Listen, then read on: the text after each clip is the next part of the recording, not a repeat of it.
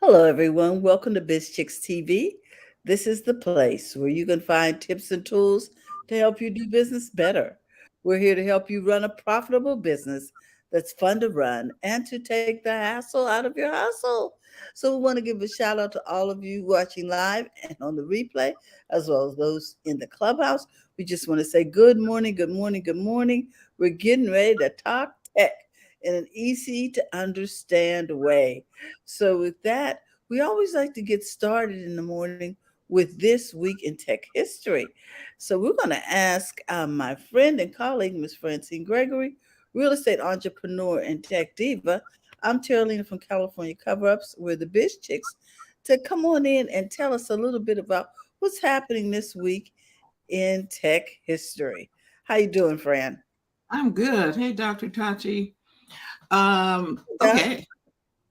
So May 23rd, 1903, Paris, France, and Rome, Italy are connected by telephone for the first time. Mm. Yeah, 1903. Seems like there should have been more. Okay, but anyway. May 24th, 1844, Samuel Morse sends the first telegraphic message over a line from Washington, D.C. to Baltimore. The message says, "What has God wrought?" was transmitted to his partner, Alfred Vail, who retransmitted the same message back to Morse. This formally opened America's first telegraph line, launching America's first Wow. form of instant communication in history. The biblical text was selected by Annie Ellsworth, the teenage daughter of the U.S. Commissioner of Patents. So I guess that Mm. was the first text message. First text message. What has God made? Mm-hmm. Mm-hmm. So, May 24th, 1934, the first night Major League Baseball game is played in Cincinnati. The hometown Reds defeated the visiting Philadelphia Phillies 2-1. Night baseball caught on around the league very quickly, except for the Chicago Cubs, who didn't play a home night game until 1988. Okay, Ooh, okay, that's a long time. 50 years. Oh my gosh. Okay, maybe they didn't want to do stuff at night in Chicago. Just saying, that's a long Well, time. yes, and Chicago's always had a lively nightlife. It's on the lake. I mean, come on. May 25th, 1977, the motion picture Star Wars is released into 32 US theaters. Only 32, huh? Okay. The film will immediately break records unlike any before it, essentially becoming the first blockbuster in Mm. history. The film's unprecedented use of special effects sparked a revolution of movies using technology-based visual effects. Perhaps the Oh, film's greatest contribution to technology was the creation 2 years earlier of the company Industrial Light and Magic, which is still the leading special effects house in the industry. mm. Star Oh, Wars. okay. May 25th, 1983, the third installment in the original Star Wars trilogy, Return of the Jedi, is released 6 years to the day after the first Star Wars movie. Return of the Jedi continued to raise the bar in special effects technology that its predecessors set.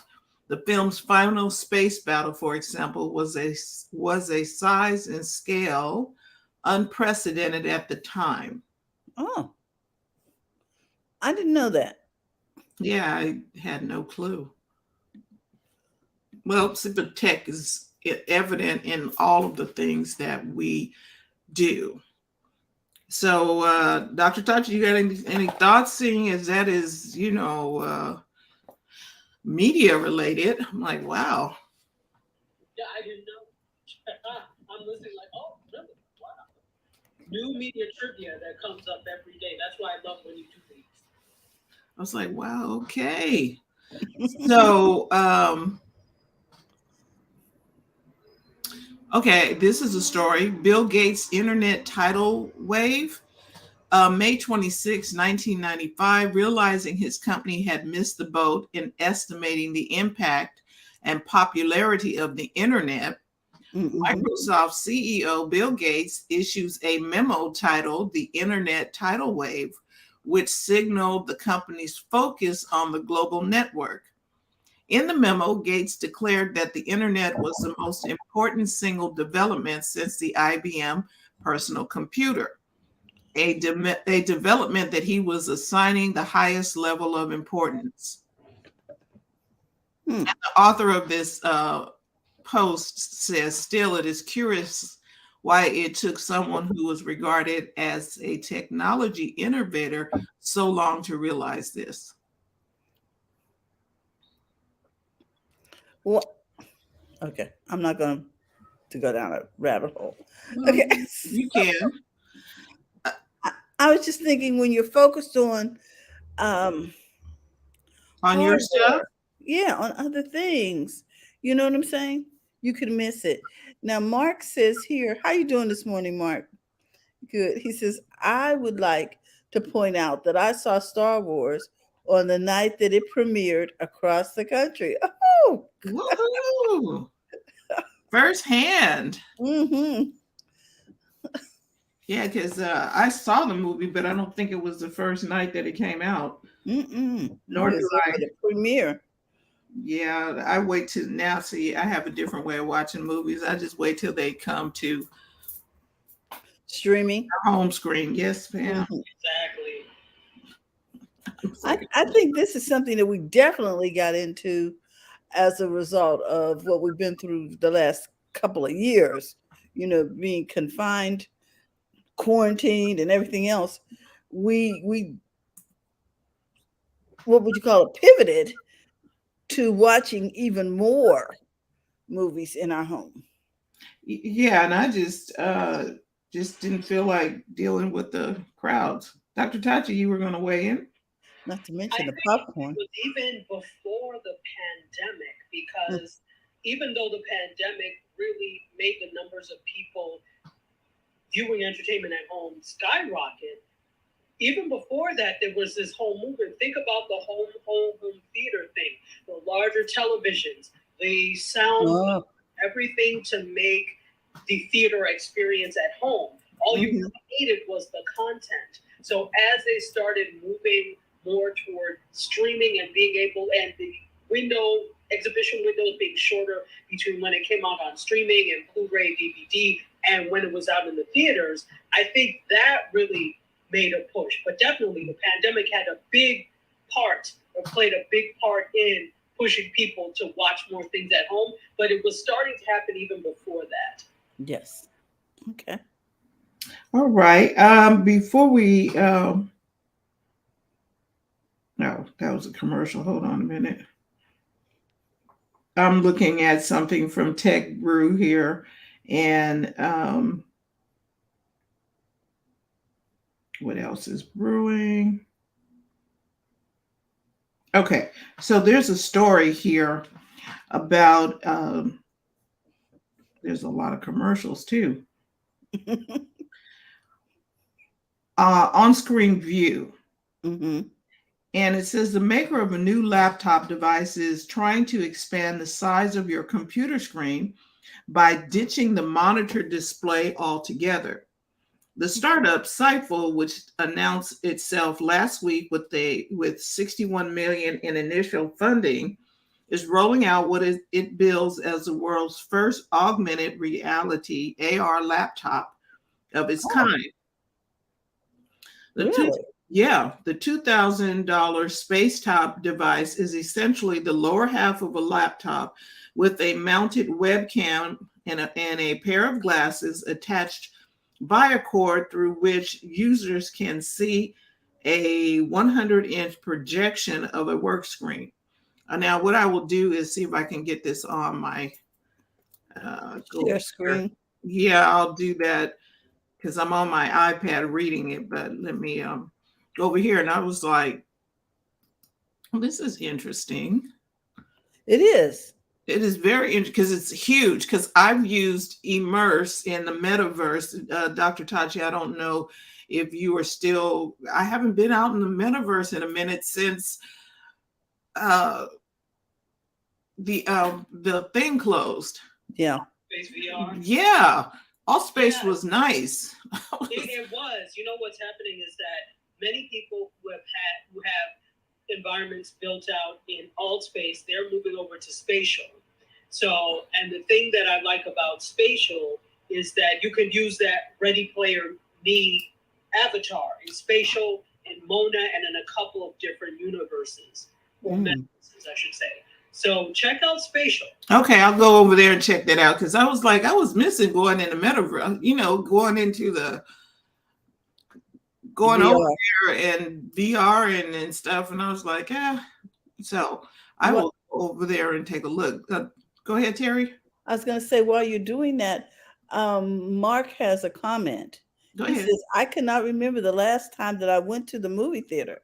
I think that it was a year before the pandemic. He says, Francine was banned from the metaverse for bad behavior. That's what I heard. Okay. That's kind of because I didn't show up. Mm. Okay, now I'm seeing this over here. Where is my other one? I don't want that one. I want the one from Wednesday. Oh, probably because all of my stuff is, down the road a bit. But anyway, I saw this and I've used Immerse, which is really nice, where you can go sit. And yesterday was Thursday, right? Ooh, how many emails do I have? I'm telling you, girl. I'm gonna have to do something about this. And well, anyway, I used Immerse for my stuff, and I was where you can have a nice big screen using your computer, and you're looking at the thing like in a room, huge, but operating it from your computer. And I was thinking to myself, here it is. All right, so I'm going to share this screen. Okay. Present, share a screen. And then do I need to do a window here? Share.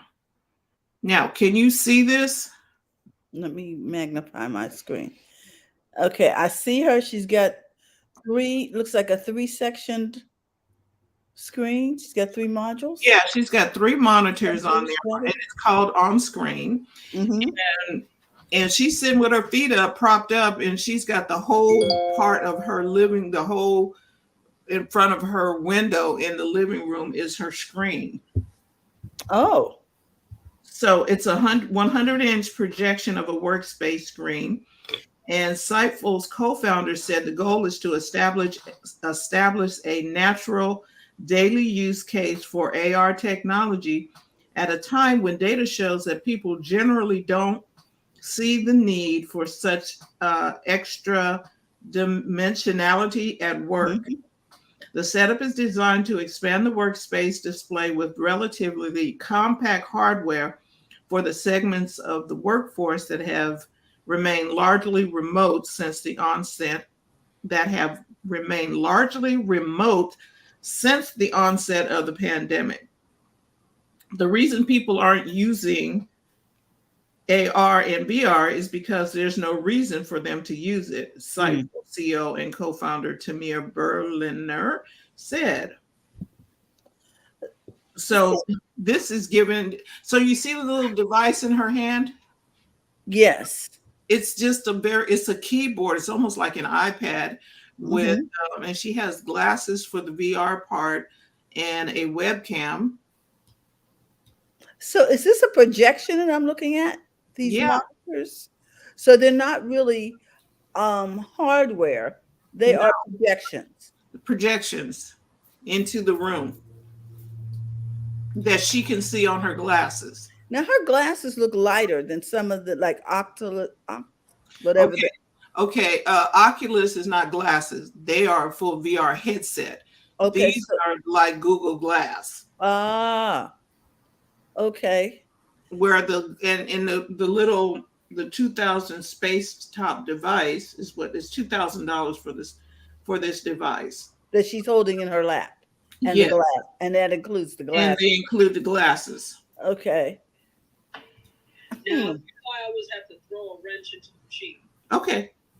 Have they, and I know probably not because this is so new, but using, for example, Google Glass as an example of this, have they considered or done any studies as to the effects of wearing glasses that constantly cause you to see things for long periods of time? For example, if you're doing work, you're probably going to be working for a few good hours, right? You may take a break here and there, look away, but you're going to be working for a few good hours. Have they done anything, or is it the same, I wonder, as you sitting in front of your computer screen doing work? I don't know, because she seemed pretty comfortable over here, and I got a better picture. Well, I mean, if you were doing advertising, you wouldn't want her to look uncomfortable, Fran.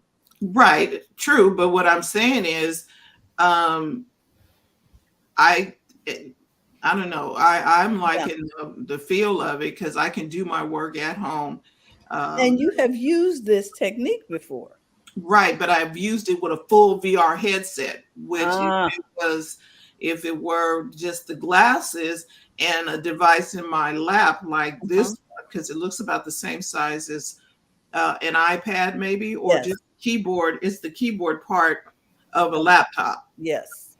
And it has a mounted webcam. I think I'd use this. Now, this is interesting because we've come a long way. I remember when I was in the master's program, we were talking about that at that point. Remember Web TV? Yes. Like a console that allowed you to surf the web and use the internet on your TV screen. So it came with a console or set-top box, and then you also had a keyboard. So, of course, this was in the days of like the slightly bigger keyboards. And I remember it did not do very well. And we were talking about that in class. And Dr. Hahn was like, well, why do you think it did not do very well? And so we were talking, and he said, the difference is that when people are watching TV, they want to relax, they want to sit back. And that's not what you do when you're using the web. You're basically working, you have to sit up. So it's interesting that we've come full circle now to where this is something that might work. So even though it's, projections and virtual, it's still the same concept as web TV in a sense. That to me, that's a lot of screen and a lot of data to take in at one time. And maybe it's because she's looking at one screen at a time. I don't know what her workload requires, but that's a lot of space to cover with your eyes. You know what I mean? From what I can see, it's like taking up the whole couch, basically the wall.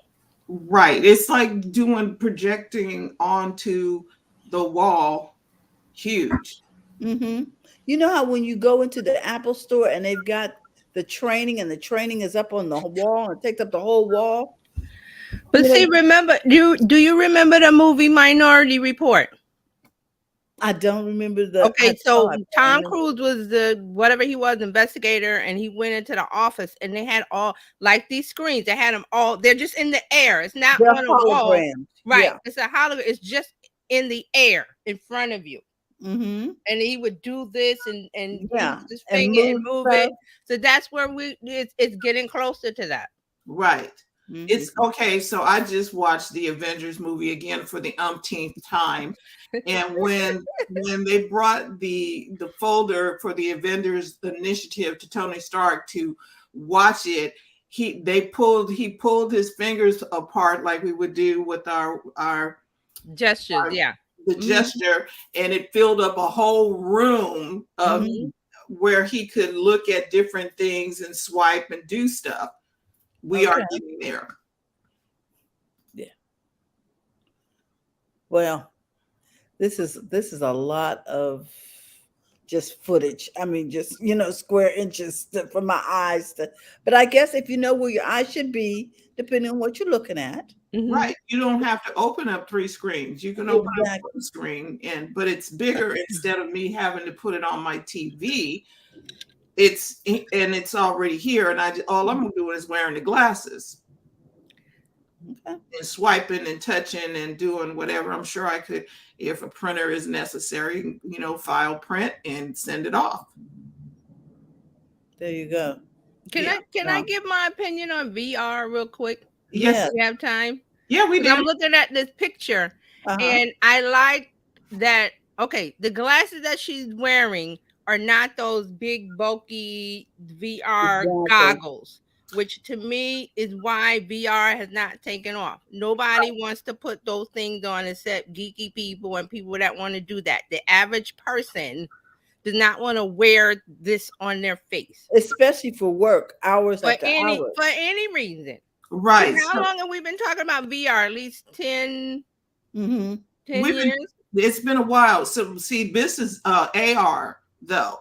Right. But see, AR is the glasses. The AR that works is like Snapchat. Right. I don't put anything on my face because I don't want to put anything on my face. So I like the fact that in the picture, it looks like regular glasses, but still that's a hindrance because we don't want to put things on our face to do stuff. That's why Google Glass didn't work. You don't want to put that on to do this and that. So when we get to the point where we don't have to wear anything on our face, that's when it's going to take off. Just my point about VR and AR. Yeah. And they're still doing it. I think there's rumors of Apple's glasses or AR or what have you.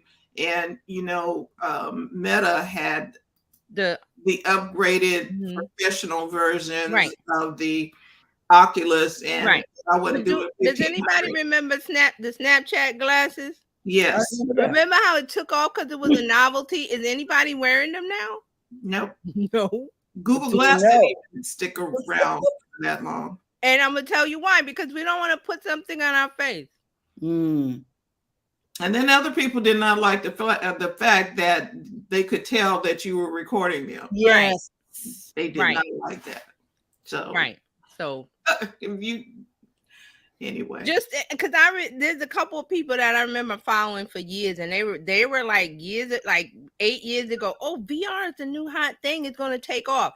8 years later, 10 years later, it still hasn't taken off, and I always know why, because no one wants to wear the it's still broken. But not even like in this picture, they look like sunglasses. Still. Right, and they're going around her ear. Don't want that. Yeah, and so some people will do this above the other, but at some point it's going to get right. And this is why the AR takes off in Snapchat. Remember the Pokemon game? Was it Pokemon? Yeah. You had to go around.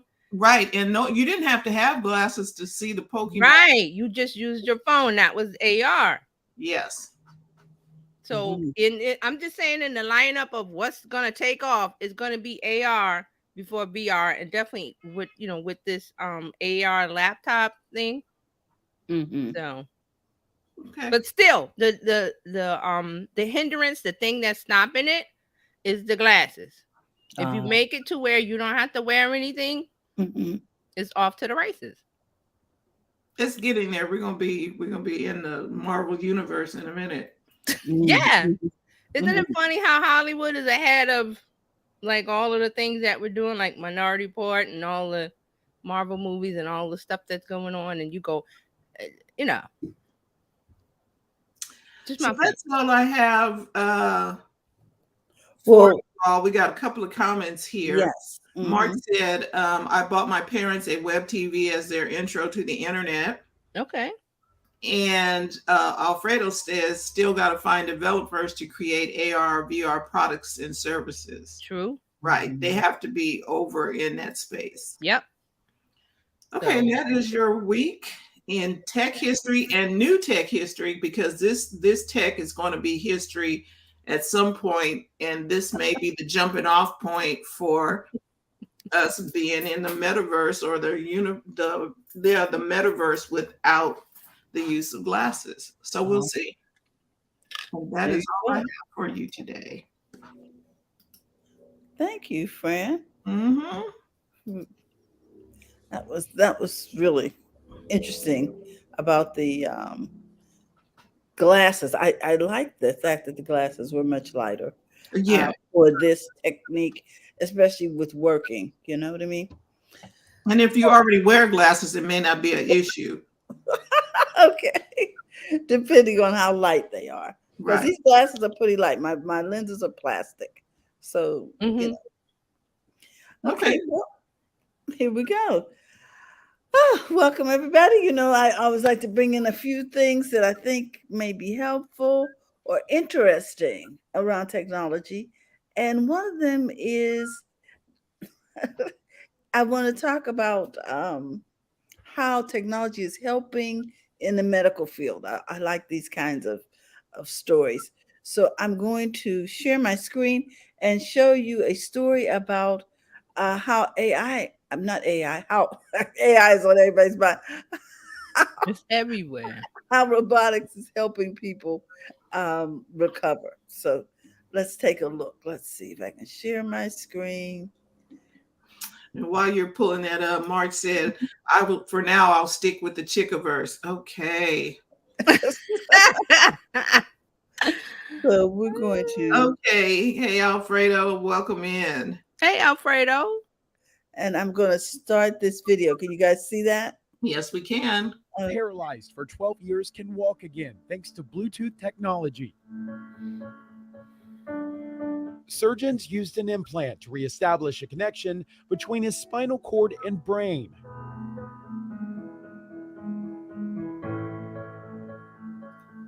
We do two different surgeries. There is one surgery at the level of the brain. We do two little craniotomy, put electrodes in order to record the brain signal. And another surgery at the level of the spinal cord, where we put electrodes on the top of the spinal cord at the place that is responsible for leg movement. So between these two, there is communication, an electrical communication, a digital bridge that is then reactivated the legs. The wireless connection allowed the patient to move again. Within 5 to 10 minutes, I could control my hips, like they were like the brain implant picked up what I was doing with my hips. So that was like the best outcome, I think, for everyone.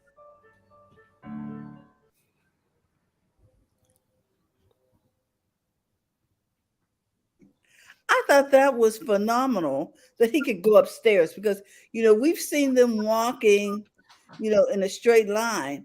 And the fact that he was able to get up out of the wheelchair on his own. And what did he say? In 5 to 10 minutes, he was able to control his movements? Yeah. Yeah. That is phenomenal. Amazing. Go ahead, Dr. Tachi. I was saying that was amazing. I just thought, oh my goodness, we really have come a lot further than you know we think. That now we can actually figure out how to help the brain, talk to the spine, and in fact, make those nerve endings, etc., respond in a way that allows this formerly paralyzed individual to have control over his body. So I wanted to share that. I won't be long. Does anybody else have anything they want to share? I'm thinking this is really good. Hopefully they can keep it cost effective for people to be able to actually use it. You know what I mean? Because she went, you know, these people who are doing this have a passion and something is driving them, but then we don't need the greed of the other people coming in and thwarting stuff. Right. Yes. Well, there's one more thing I want to share, and I think this is relevant to what we've been talking about this morning, and that is, did you know the Movie Pass is back? Does anybody remember Movie Pass, where you could pay $10 and you could go to movies all you wanted at certain theaters? Yeah, okay. And then they went bankrupt. Well, now they're back. And so so I want to share with you some of the, but they've got tiers. Remember, I think TJ talked about this, the fact that they needed to have different tiers. And I don't know how successful this is going to be, because the tiers are pretty restrictive compared to what they started out at. So I'm going to share my screen real quick and show you these different tiers. And they don't improve, they don't cover concessions either, like some of the other. No, they ain't gonna give you the food. Well, you know, some of the other plans do give you food, like Regal Theater. You can get enough points to get popcorn, etc. That's a whole lot of points for some popcorn. Because the food is where they make their money. Mm-hmm. So Well, the theater makes their money, yes. Yeah, they're not giving up the money on the food. So here is the basic. These are the basic tiers. You got your basic, which for $10 a month you can go to 1 to 3 movies. Okay. So let's see. So $10 a month, 3 movies. 3 movies. That's about a $16 savings, would you say, depending on if you go to the matinee and it's $8 or something. Okay, but is there a restriction that you can't use it for the matinee? Now, see, that's the other thing. They had a lot of restrictions. I started reading through there, but let me just get through the tiers first. Okay. They say their bestseller is this $20 a month plan, which you can go to 3 to 7 movies. Okay, that's the standard plan. Then they have the premium plan, which allows you to go to 5 to 11 movies. How often do you go to the movies in a month? Well, some people, see, I wait until they come to the theater at the house. So. You know, I may go to a movie every blue moon. And it's really got to be something I want to see. Because lately, well, anyway, that's a whole nother opinion. And then this pro, check this out, 30 movies a month for $40. And I'm just like, okay. So is that a movie a day? Yeah. 1 movie a day. And you get 640 credits a month, because these credits evidently add up to free movies. But if you're going once a day, do you really need free movies? Well, may I? Yes, ma'am. Yes, please, because I'm confused. Here is the misnomer with that. It is not that the basic plan, $20 a month for a movie, is a lot, because if you think about it, when you go to the movies, you're spending probably $20 for one. Right. Almost. However, here's the problem with that. We've got a writer's strike on. Even before the writer's strike, we had a pandemic. We're not at full production capacity. And even if we were, there's not enough in the theaters to warrant you spending $20 to see up to X amount of movies, because we don't even release that many movies per month. So it ends up being losing on your end, because you're not getting what you're paying for. Okay, you use it one time and you pay for it, that's fine. But is there the promise that I'm going to be able to use it again this month because something else is coming, not only that I want to see, but that something else is coming out? Yeah, maybe they relaunched at the wrong time. Because if they're trying to get people back in the theaters, this may not be the way. I don't know. I don't know, but I thought it was really peculiar that that they have this whole thing going on at all, because and to this extent, I mean, 30 movies, unless I can give my pass to somebody else, if I can share, you know what I mean? No, I got to show my ID or something, probably. I don't see where that's an advantage. Why would I pay you $40 to go to the movies once a day when unless I'm in the movie critique business, I don't. And are there enough movies in the month for me to see That's 30 what Dr. movies? Kanji was saying. There's not enough Content. inventory to be in there that Like and that. then, okay, because see, we can do HBO or Max now at home if we want to see old movies. Yep. So it's really weird. And I just thought that was interesting that they think that that's an advantage to the customer. Unless I can give it to my grandson, let him go, and then give it to the other grandson. I just don't see, or give it to a friend and let her use it, how I'm going to use 30 movies a month. Okay. I know that the overhead is a lot more with what I'm about to say, but they would probably be in a great position to look at how they can incorporate streaming into that. Because I know the beauty of what they're doing is it's for theaters and going into theaters. But what happens when the model begins to change like it is now? And people are not going to theaters either because of disease or lack of inventory or any of those things. What do you do then? So I would say that they need to look at partnering with someone, or dare I say, starting a streamer themselves to see what can, even though the market is saturated, what else they could do that would still be viable in this entertainment landscape.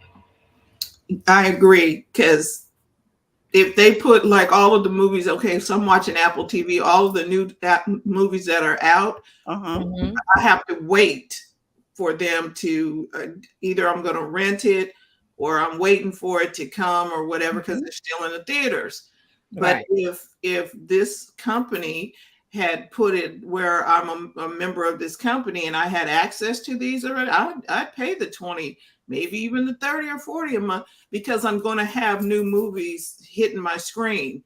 And early access. Right. Okay, so Movie Passes is currently accepted at most major theater chains, including AMC, Cinemark, and Regency, along with several local options.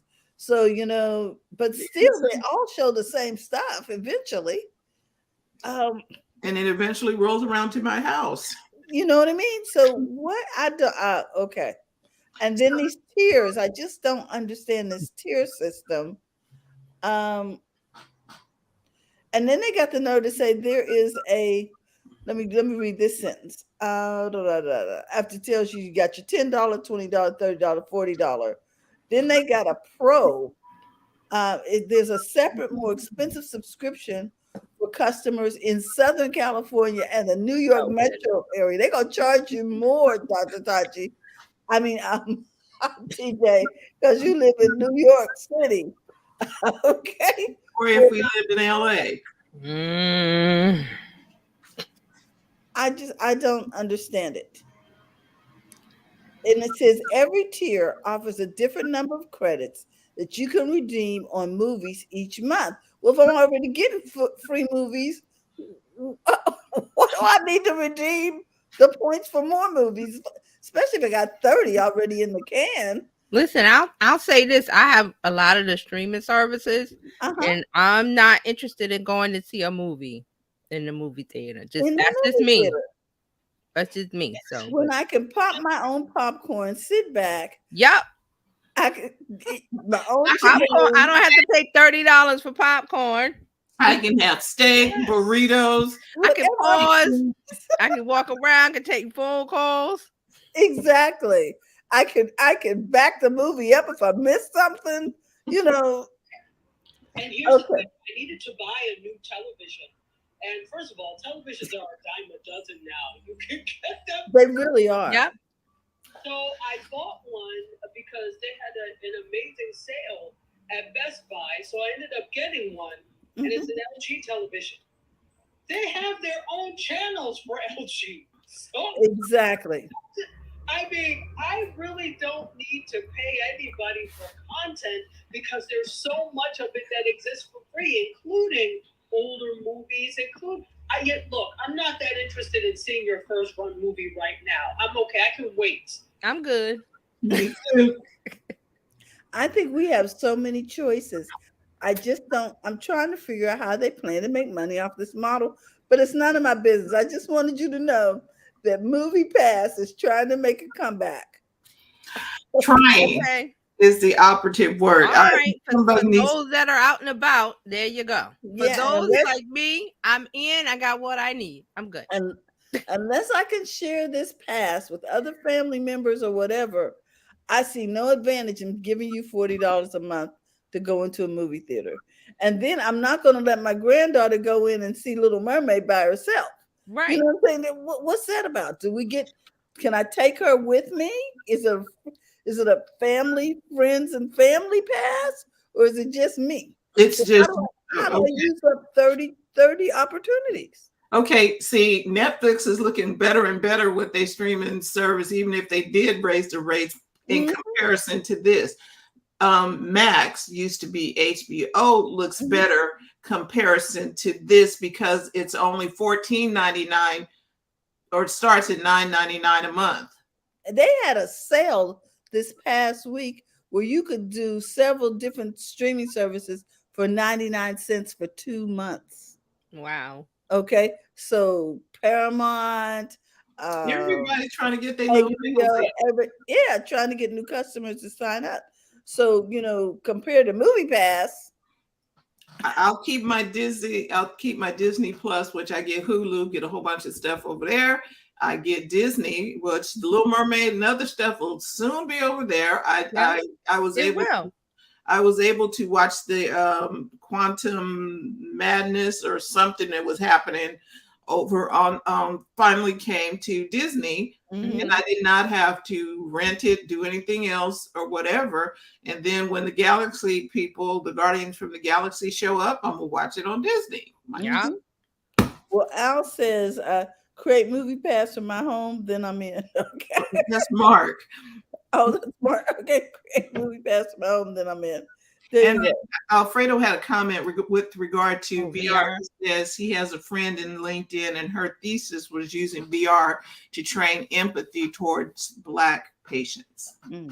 Yeah, and the medical field, I see the use for it for training. Yes, but everyday average American comes home from work, they're not gonna strap on some VR goggles. Exactly. They're not.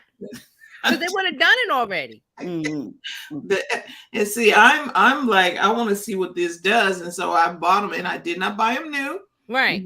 I went and bought some goggles off of OfferUp or somewhere. Let's see what happens. Now there are some really good.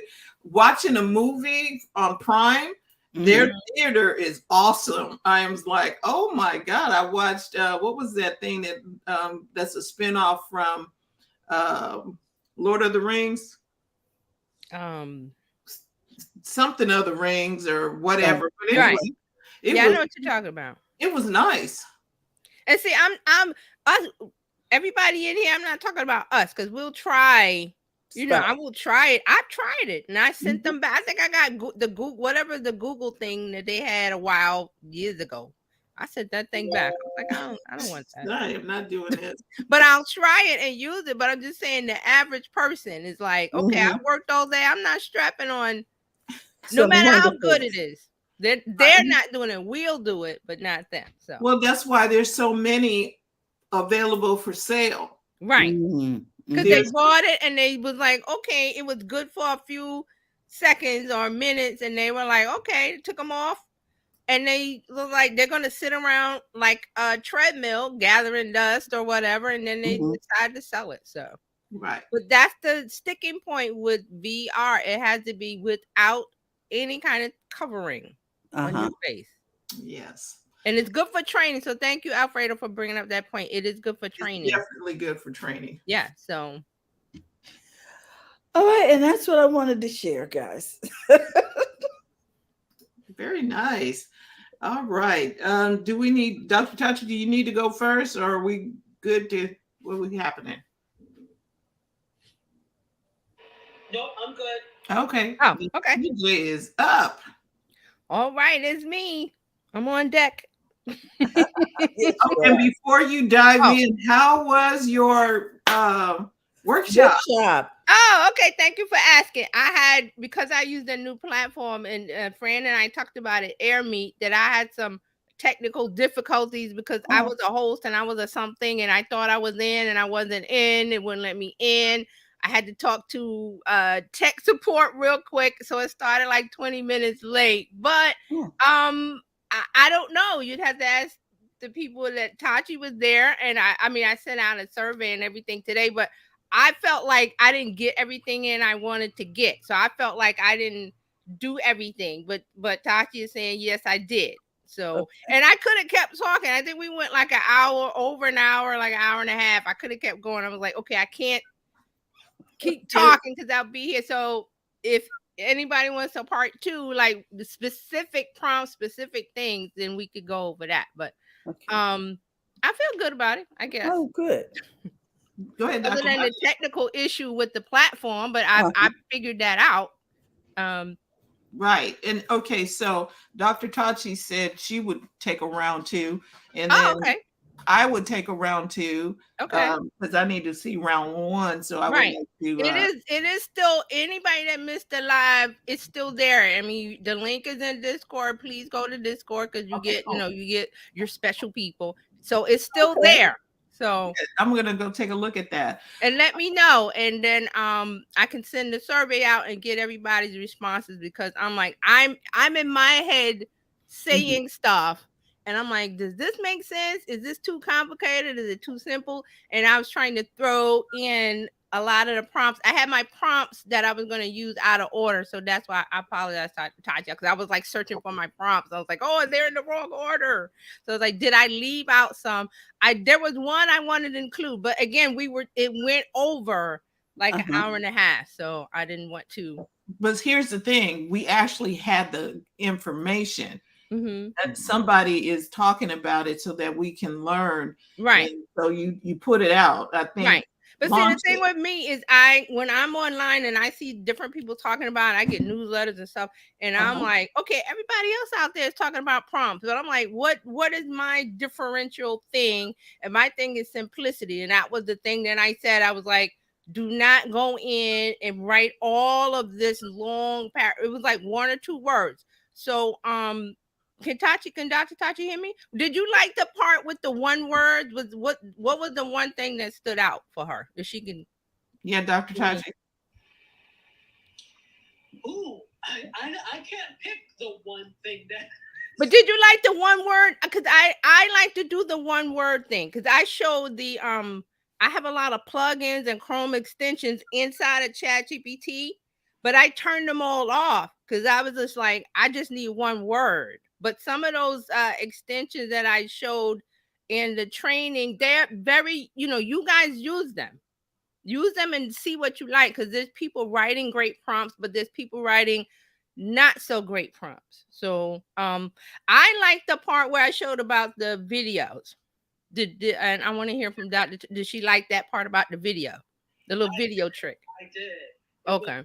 There's much more to that, like so much. Exactly. But what you did cover was enough. Okay. And I think that all of us realize that this is a much bigger animal than you can cover in like 1 hour, 1.5 hours. There's so much to it. So just to be able to scratch the surface of these things, particularly for people who like really have never used it and want to get into using it, I think it was extremely helpful. Okay, good. That's what I wanted. Was like, okay, we're gonna say anybody that's afraid of it or basic stuff or whatever. So this is the training for you. But I've got more. There's like way more, and I'm talking about personalizing content, like taking what it gave you and making it sound more like you. I think that's what we need to focus on. So that'll probably be the focus of part 2. So okay. But thank you, Dr. Todd. Thank you for showing up. Thank you. I appreciate it. So, and it was, like I said, it was very stressful in the beginning because I could not get into my own event. was because there's so many, the platform I use has so many more bells and whistles than StreamYard. So I appreciate StreamYard. It's very simple. You click, you're in. There's one click here. With the platform I had, it was like, oh, sending out an email and doing this and finding this. And I was like, oh my goodness. It was a lot for me. It was a lot. So I got in. I said, I hear you. Okay, I got in. So I'm just saying, from the presenter part of it, it was a lot of bells and whistles, more so than StreamYard. So guys, StreamYard, if you want something simple and basic, stick with StreamYard. It's really easy. You just one click, you're in. You want somebody to come in, here's a link, and there's nothing else for them to do. With the platform I used, there was a lot of things for me to learn using it for the first time. So, and I did do several practices before the Thursday. Yes, of course. And I still was like, oh my God. But I got it. Everything's okay. So, and it's important to get feedback like that. Like I said, I sent out a survey today to find out, because you really want to know, was this valuable? Did you get everything you needed to get? Is there something that you want to know for the next one? Let me know. So okay. But that's it. So if you're in the, please join the Discord. It's in there. If you're not in the Discord, there's another price. If you find me out in the wild on social media, it's a different price. So. She said out in the wild. Out in the wild, yes. So because I'm like, Discord, we're in a community. We're like, okay, you guys get the special stuff. Like I'm going to put stuff in the Discord that I'm not going to share on social media. Okay. So that's what I mean by out in the wild. Okay, thank you. All right, so let's get into what is going on in social media this week. So here's your social media news update for the week. We will start with Snapchat. And speaking of AR, which Snapchat is that's their thing. That's what they're building up. So they launched enhanced AR try-on tools. And they partnered with OPI, which is a nail polish company brand. So yes, they have a new nail polish test experience in the app. It's a new try-on process. Snapchat calls it try-on. So remember, they did the Halloween costumes. Yep. It did the something for the Super Bowl, the jerseys. Yes. Something. So you go into the app and you virtually try on and you buy. That's the most important thing, that you buy. So they're adding on nail polish. So this it will enable you to test out the latest shades of OPI nail polish via the Snap camera. So you can use that. So Snap says Snap's AR new nail polish try-on technology will apply polish and other 2D effects directly to a Snapchatter's fingernail with nail segmentation. That's what they're calling this. Brands can precisely add textures and designs or track 2D color to a user's individual nail, creating a seamless try-on experience for the consumer. So this is by them doing this and trying this new this try-on AR tool, they're going to use this to breadcrumb or jump to something else that's even bigger. Yeah, so this is their bridge. Certainly, by Christmas we'll be able to try on our Christmas pajamas and all of that good stuff. All of that. So, but Snap is doing it like one thing here. They're not throwing out 100 things. It's like one here, one here. That's smart. Right. Right. It's smart. And then this is their, I think they did something before with nails, but this is their entry into the beauty fashion industry with this. And also remember, Snapchat is under 20. Is it 18 to 24? I had the stats before. Yes, they're the younger crowd. Right. They have my color. Not there, but anywho. Right. So this is what Snap is up to. And also, Snapchat has announced they've reached 200 million users in India. And we talked about this on Tuesday. There was a study that we talked about, a digital trend study. And remember that we went in that YouTube, Snapchat, Facebook, something else, the top users globally was India. India was one. India was one. United States was number 2. There was one, and we didn't talk about it. There was one platform, social media platform that's number 1 in the United States is LinkedIn over other countries. So all the other big platforms, India has the most daily or monthly active users. Okay. This is not sign-ups. These are users. They're actually using it in a month. Okay. So they announced this. So they're saying at 27% of Snap's entire user base is based in the Indian region. And Snapchat has 100 million daily active users in North America, 93 million DAU in Europe. So they announced that, but we kind of talked about this on Tuesday that India is big, Snapchat is big over there. And remember that TikTok is banned over there. Yes. So they banned, was it 3-4 years ago they banned it? So. I think they were the first ones to ban it. Yes, they were the first. They were the first. Like, the other, it's like, what do they know? And here we are. Okay, let's move on to Artifact. Now, remember, Artifact is that app from the 2 Instagram co-founders. I forgot their names, but Artifact is an app you go in and you get to see the latest news stories based on the topics you pick when you sign up.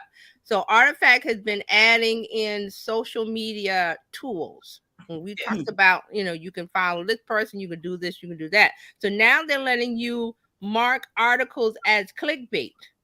Oh, right. So they're saying they have a tool that lets you feel like you can do something about clickbait.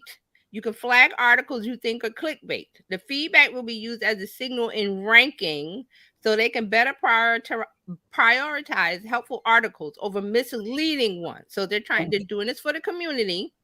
So you're not going to come in with clickbait titles or clickbait stuff or junk. They're trying to keep their community clean. Wow. So you'll have an option to flag an article in a menu on the article. You have to press and hold the article and then things pop up.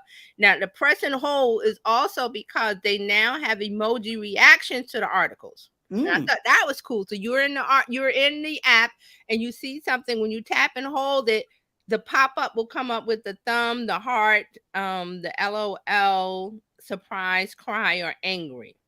The reactions show up under the headlines in your feed so you can get an idea of how other people are feeling about the article. So that can, kind of guide you as to what, how you want to react. So you see what other people have done. I don't know if there's a thumbs down. There's not a thumbs down. There's a thumbs up, a heart. Do you get to see how many people tapped on the heart or how many people tapped on the surprise or the cry or the angry? So that might guide you as to how you might want to react. And this is before you get into the article, just the headline in the app. All right, so that's Artifact. So Artifact, that's another app that's slowly adding on little items that's going to entice people to come and stay because of Twitter. This is all because of Twitter and all the things that's going on with them. Okay. Wow. Yes. Yeah, so that's good on Artifact. I've used it a couple of times. I have to remember to go in and see it. Now I have one more that I want before we get to the big ones. Yes, here we go. Spotify. Spotify is going to use AI to make host-read podcast ads that sound like real people. Whoa. Spotify. Okay, so now this is becoming an issue when you're doing stuff that sounds like somebody else. I remember Adobe had that, where you could mimic somebody else's voice. Is it Live or is it Memorex? I think MKBH, whatever his name is, Marquez. Yes, I know you're talking Marcus Brownlee. Yeah, he was listening to something he thought was Jay-Z, and it was not. Yes, Jay-Z. that's a big thing. The music industry is getting into that, where there was something with Jay-Z, there was something with Drake, and someone else. Basically, they wrote a song or they wrote a rap or they did some lines or something, and they had the AI say it. I think it was Kanye is one, Drake, Jay-Z, and a couple others. So and we're going to talk about this a little later. There's a little copyright issue coming along with all these AI tools that the government is aware of, OpenAI is aware of, and they're, working on a solution. Okay, but the people are starting to run away. It's like a runaway horse. This AI, they're just getting on and doing all kind of things. So I have to, people have to remember there's a copyright issue, especially if you're using Kanye's voice. His voice is copyrighted. Right. I mean, your voice should be copyrighted too. My voice is copyrighted. Yeah. Yes, that's just like the issue when people first started blogs and stuff, and like when you publish a blog post, it's not official, but it is your, like, you have rights if it ever has to go into court, or whatever, as a copyright issue. You are the publisher of that blog post. So once you hit publish, that's yours. Right. Now the legal stuff part of it is a different story, but it is yours. So it's the same thing. You put out a record, or you put, well, people don't put out records anymore. They upload to Apple Music or Spotify or TikTok or whatever. That's a publisher stamp, not a mark, not a copy, trademark thing. You can go legally and do that a step further, but it kind of gives you a leg up when someone else comes along and tries to, use your voice, which is what's happening here. So a lot of celebrities are very upset about this. There's articles about it. So expect something to be done drastically and immediately. As fast as this industry can move, they're going to stop that.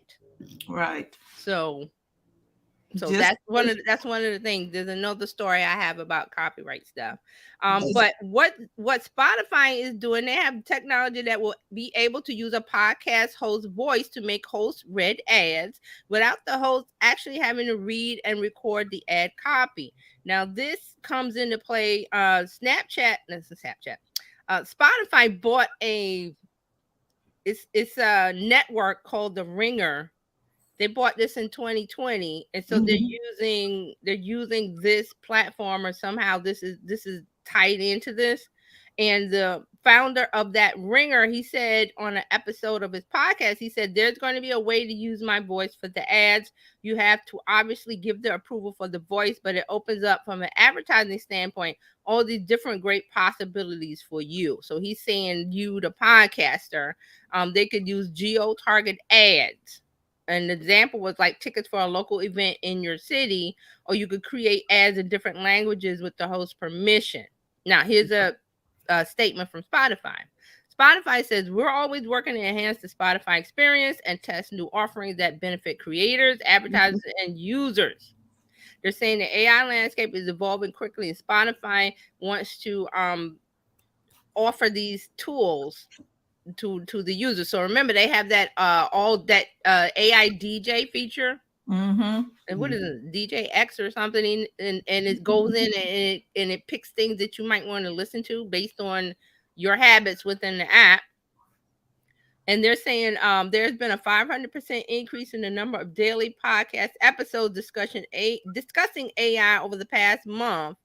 Advertising represents an interesting canvas for future exploration, but we don't have anything to announce at this time. So Spotify is not announcing this. This was the founder of a network that they bought in 2020 on his podcast saying this.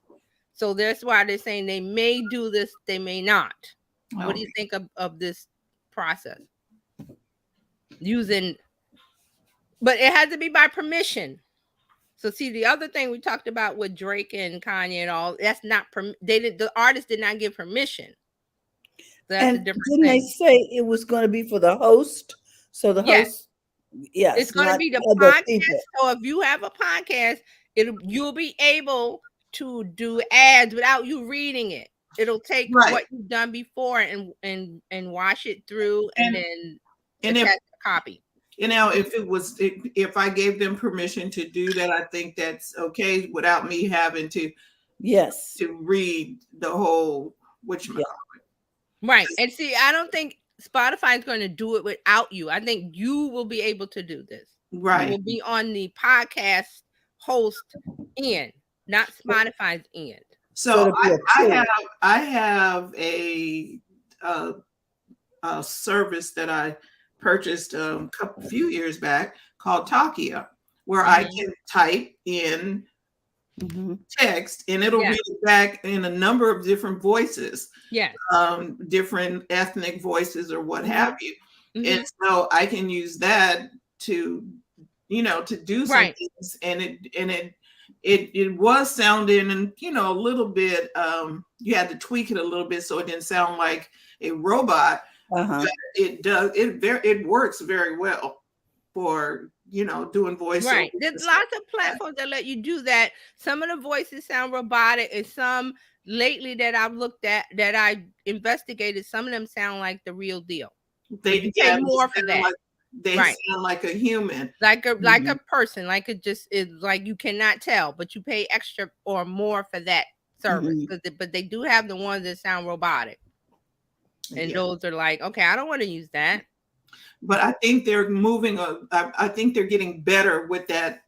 The AI on those are getting a lot better. Right. And see, what they could do with this is, if they perfect it or get it right or whatever, like you said, the tool that Fran said that she has, you'll be able to take your existing content and upload it somehow or whatever, and then you'll have your own AI voice without you having to read it.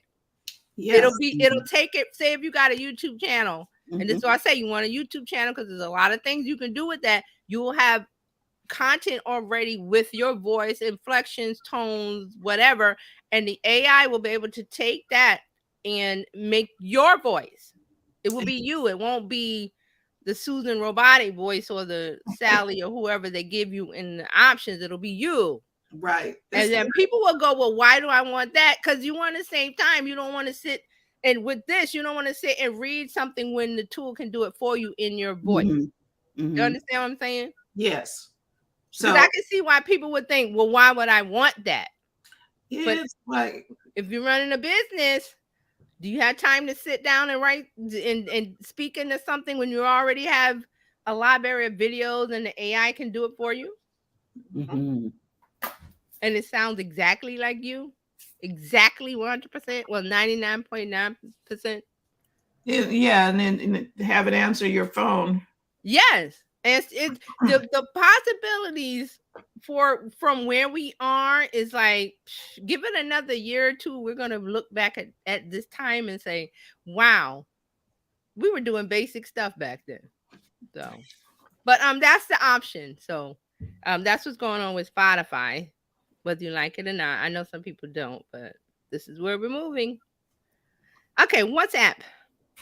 Now, I don't remember if I said this last week, because my notes got all messed up last week. But did we talk about WhatsApp let you edit your sent messages for up to 15 minutes after hitting send? I don't think so. I think last week we talked about something about hiding it and cheaters. Yes, cheaters and hiding. Yes. Right. That was last week. So now with WhatsApp, you can edit your sent messages for up to 15 minutes after you hit send. You'll be able to update any sent message within 15 minutes. So if you send it, you've made a typo or something you don't want to include, but it got included, you have 15 minutes. It's like the Google Gmail when you want to undo the send. Right, to undo the send. Yes. So that's what's happening with WhatsApp. Edited messages will show an edited marker. So the person that's reading will see that you have edited the message. They won't see the history.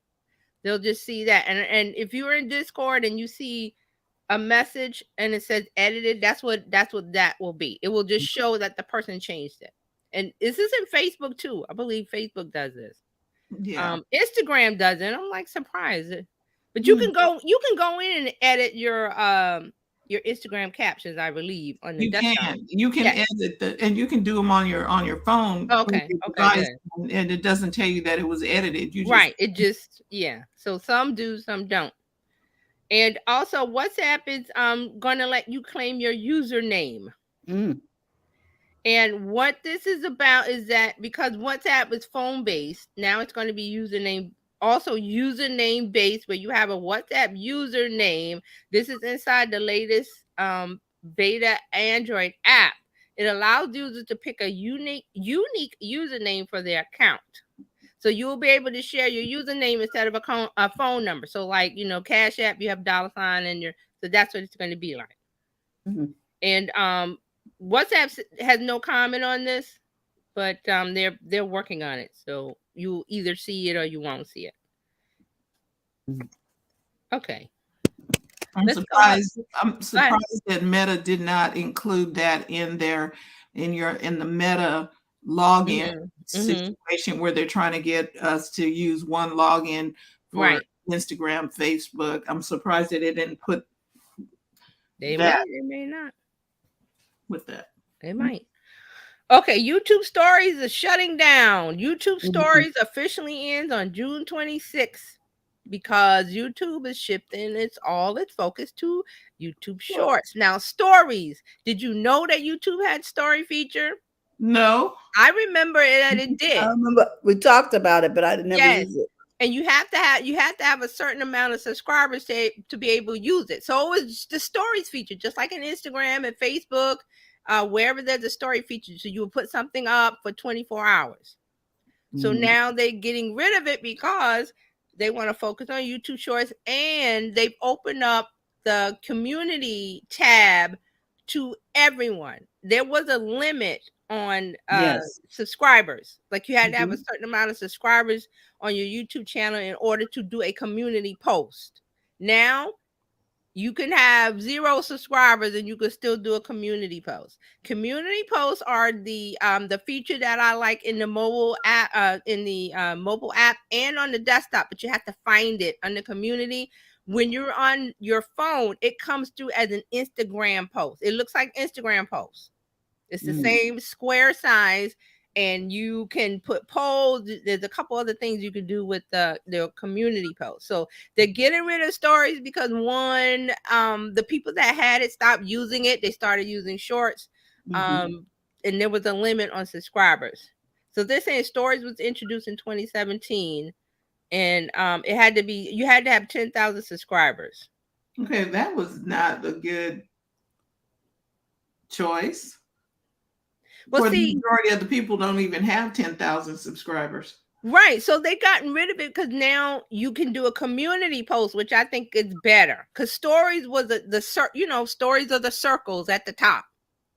So in YouTube's mobile app, if you didn't, if you scroll past it, I don't know if it stayed at the top or whatever, but a lot of people didn't interact with it. So that's why YouTube is getting rid of it, because now they do shorts and the community posts. So they feel like, well, no one's using it, so we're just going to get rid of it and focus on the community posts. So I'm going to give you, I just went over to my YouTube channel, and the community tab on the iPad, it's telling me community posts aren't currently available on this device. And I'm like, why is that? Right, because YouTube has a mobile app, a smartphone app. Yes. They don't have a device, an iPad app. And this is the complaint I hear from a lot of people that say, well, when are you going to get an iPad app? Because if you use Instagram, for instance, on your iPad, you can install it. It's not the app. It's just like a browser version of it, and it doesn't interact the same. So that's why you have a YouTube app on your phone. That's what they focus on. But you can use it on your iPad or your tablet, but it's not a true mobile app.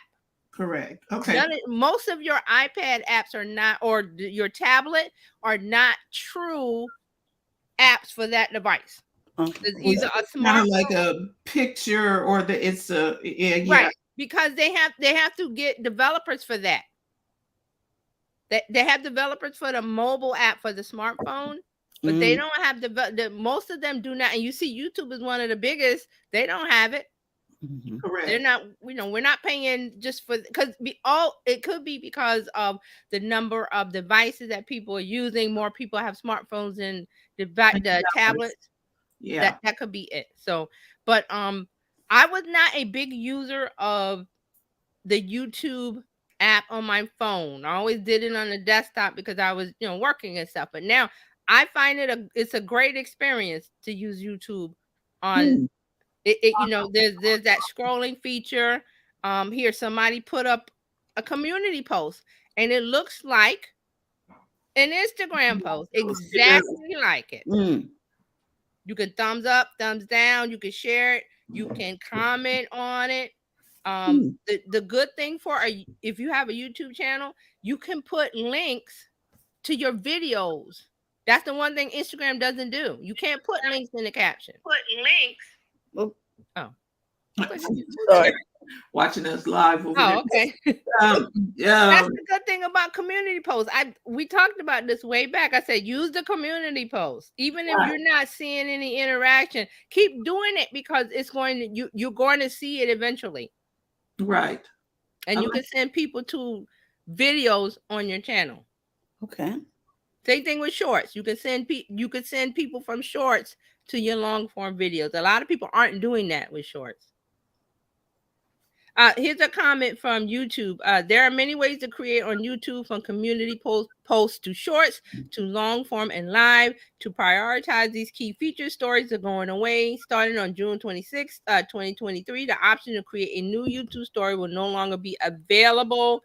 Stories that are already live from that date would expire 7 days. So this is the thing about YouTube stories that I remember. It's not 24 hours, it's 7 days. It lasted a week. Oh. The stories lasted a week. But see, that was before they did the shorts feature. So now that they have shorts, they don't need the stories. It's overkill. It's like no one's using it. You have to have 10,000 subscribers. And here comes YouTube shorts. And like, we don't need that anymore. Okay. So everybody's straight on the YouTube update. Yeah. All right, so let's go into Google real quick. Google has a new AI search experiment, and I think I mentioned this before. Google has something called Google Labs.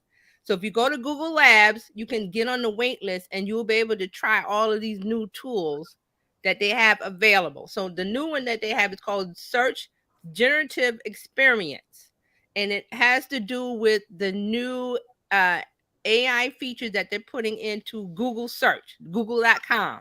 So if you go to google.com, you won't see it now. You have to be a part of Google Labs. So they released that this week. So they're opening up access to Search Labs. So go over and get on the wait list if you're interested. I got on, I still haven't gotten in, so I don't know what's going in. But they released something called Search Generative Experience. The shortcut is SGE. SGE. I saw somebody talking about this on my LinkedIn. I was like, what the heck is SGE? So they're shortening it. It puts an AI generated summary at the top of search results across Google. So when you ask for information, when you do a Google search, it's going to give you a little bit of snippet of information, and then it's going to have links. So it's called Search Generative Experience, or SGE for short. So if you see that in the wild, and I mean social media, you'll know what that is. All right, OpenAI. Let's talk about that real quick. And this goes into what I was saying about the copyright issue that's happening with the using the voices of the famous artists and stuff. So what they're doing is that they're looking at legal copyright over the usage of generative content. So right now, brands and individuals can use generative AI content in any way that they choose once they created it with these systems, whatever tool you're using. So they're saying it's because the content did not exist before you typed in your prompt. So the creator, they're saying that you're the creator in a legal context would be the person who entered the query. So you are actually the creator of that content. Remember I said about the blog post, when you make a blog post on your website and you hit publish, that you are the owner of it. Same thing here.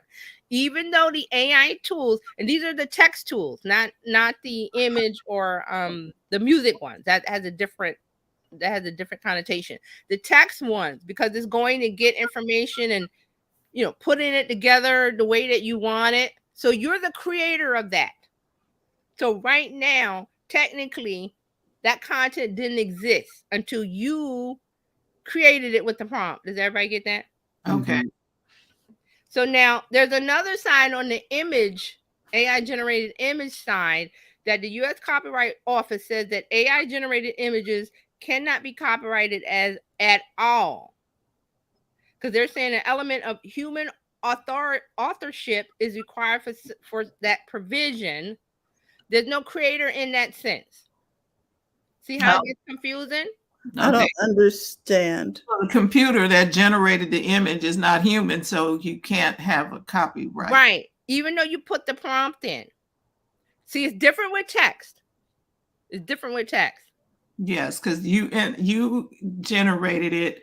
You generated the text, which is actually something from your mind. If I'm thinking this through, it's something you had in your mind. You spoke it and asked for it, so it originated with you. Right. The images, on the other hand, did not. That's a different story. Yeah, the computer can't paint. The computer can just go get other pieces. It gets a piece of Salvador Dali and a piece of I'm trying to think of the artist, Picasso. It gets a piece of that, and it spins it up and gives you whatever it gives you. Right. See, that's why it's different. Okay, this is, we're so in the beginning of this that they can't figure it out. So this is where our government is trying to figure it out. Remember, Italy banned ChatGPT, but then they unbanned them. So that's why all these countries are looking at it, because they have different copyright laws and the way that their government works. So it's a mess now. So, and then we talked about the music. And if you remember, was it a couple weeks ago, Ed Sheeran was in court for Marvin Gaye's estate because they thought that he used the accord or something. That's the music industry. Wow, if that's going to be a mess, I wouldn't want to touch that in the legal sense, because that's going to be a lot going on. Yeah. So text is easy. It's the easiest out of the three, out of the image and the music and the voice and all that. So we're in uncharted territory. And that's a good way to put it. Yes, we don't know where we're going. We're in the boat. We don't have a map. Water. We're just like, okay, I think we should go over there. No, let's go over there. Well, if we go over there, we might hit a sandbar. We might do this, or we don't know. We don't know. The government doesn't know. This is brand new. Okay, so this is what's going on now. There is talk about it. OpenAI, the CEO, he's aware of it.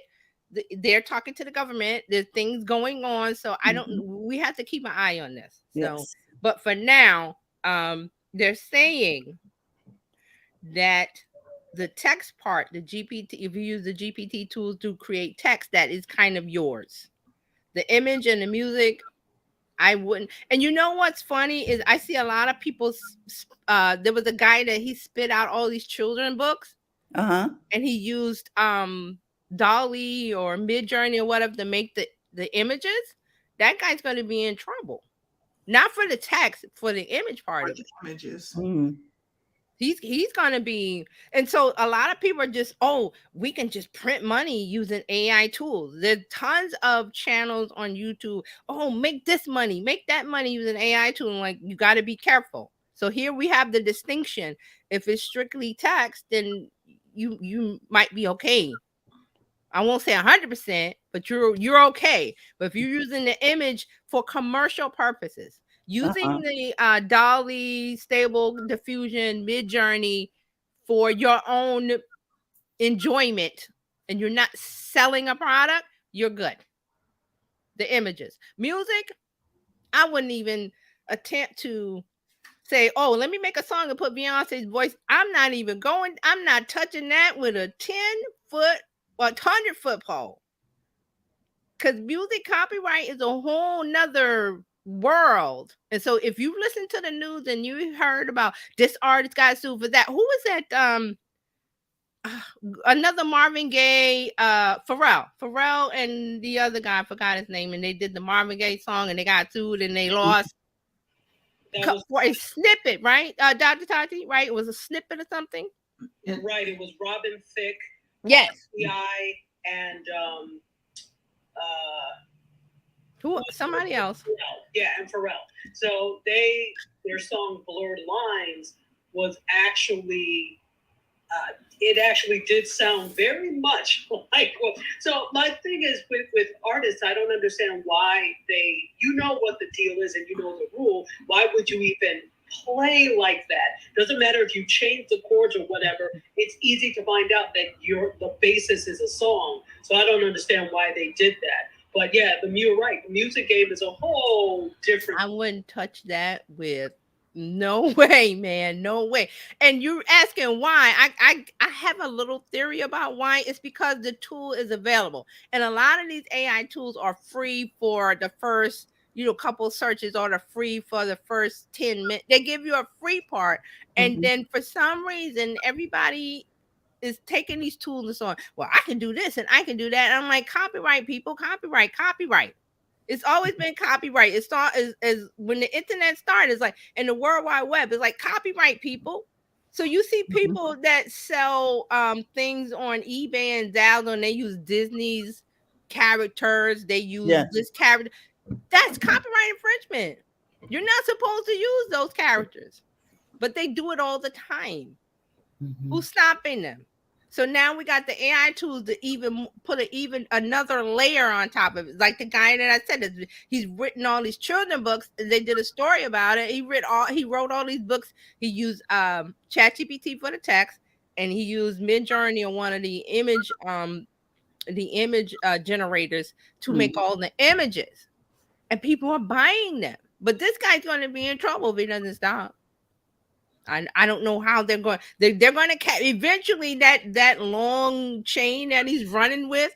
It's gonna because the government is coming behind this. So and it's because this is coming up because there's an outrage for it. People are saying this is not right. Don't use my voice. Don't use this voice. So all of these things has to go through the legal system, and then you'll see things come about. Okay. So it had to be legal precedent first, and we haven't gotten that yet. So if you know anybody that's going to law school, tell them to focus on AI law. AI law. Yes. Copyright law. Copyright law, AI law. That is going to be a boom. Entertainment law. We're just starting. We're just starting. To just start. So you know any kid that they're in, what are you going to do? I don't know. Go to law school. But copyright law, AI law, all of that is going to be a big industry. All right, so that is I'm trying to clear it up a little bit because it is confusing. Like, why is it, image versus text? But that's a little bit why. So there's a couple more. Let's go on to. I'm not going to do anything Twitter related. You've heard it already. TikTok is testing an AI chatbot called Tako or Taco, Tako. Tako or Taco. I don't know how they're saying it. And this is going to be inside of the app. And it's going to be an option. You tap on it, and it's going to be like My AI and Snapchat or any other, chatbot feature. You'll be able to. It'll say, "Oh, how can I help you make?" Whatever it says, and then you type in what you want, and it spits out the response from your prompt. So, Tako, I'm going to say Tako. Tako will display suggested prompt to help a user start a conversation with the bot. And somebody who used it as an example said, if I'm watching food videos and I ask for a recipe, I'll get related TikTok videos for the recipe. Or if I ask for good art exhibitions in Paris, it'll show videos alongside a list of suggestions in the answer. So TikTok says this is a limited experiment and it's not available to users in North America or Europe. They're testing it only in the Philippines right now. Oh, they ain't gonna let us play with that. No, you know what will happen with Gen Z? They will lose their minds. All right, so TikTok is challenging Montana's decision to ban the app. We talked about that last week. That Montana said they're going to ban the app starting January 2024. They are bringing a suit. They're saying that the ban is unconstitutional and violates the First Amendment. TikTok also argues that it's unlawful for states to implement these bans, claiming that the federal government has the sole authority to remedy threats to national security. No. Okay. Every state can do what they want to do. Thank you. I was gonna say this is not somebody that knows anything about American government or American period. State rights trump federal rights, but there are some instances where the federal rights supersede all of the state rights. But our government is based on letting a state guide itself. Right. And then if something is catastrophic, then the federal government steps in. So it's the United States. Yes, so of America. This is not what are they saying? It's unlawful for states to implement these bans. The state can do whatever it likes. And it's shown, they've proven it time and time again. A state is governed by a governor who can do. Look at Florida. Yes. Case closed. Please mention Florida. Case closed. So the TikTok people, I don't know what you're doing, but this is not gonna fly. And they got nerve to try and sue us. Yes, saying it's unconstitutional. Like what? You have no idea. You know, the stupid thing is that really that really just amounts to a money grab when you see that.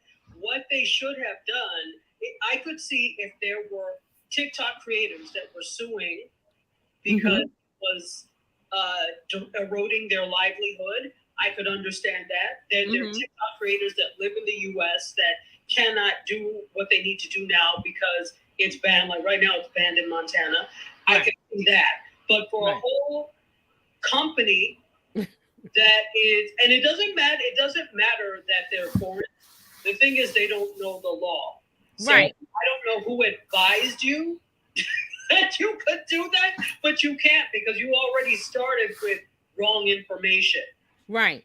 And see, TikTok is on. They're proving that because they're not an American company. So coming out with this is showing, hey, what people are saying about you is true.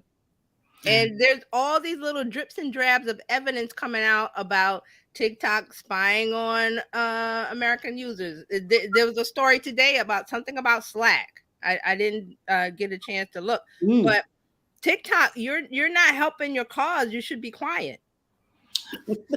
And then they're going in for the free speech angle. I was like, wait a minute. But you're not an American company, so you don't know anything about free speech. You don't get to have you don't have it.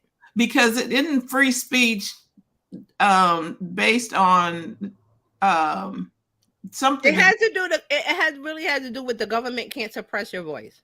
Okay, and so the government is not suppressing your voice. No. Okay. Because national security will trump all of that. Right. You can't go up in there and just, like you said, yell fire in a beer. Right. You can't do it. Okay. Right. So again, this is the TikTok saga. This is another brick in the wall, and we will see what happens next week. All right, a couple more quick things. Meta agrees to sell Giphy or Jiffy, however you want to say it, to Shutterstock for a $347 million loss. They bought it for what did they buy it for? I had it here.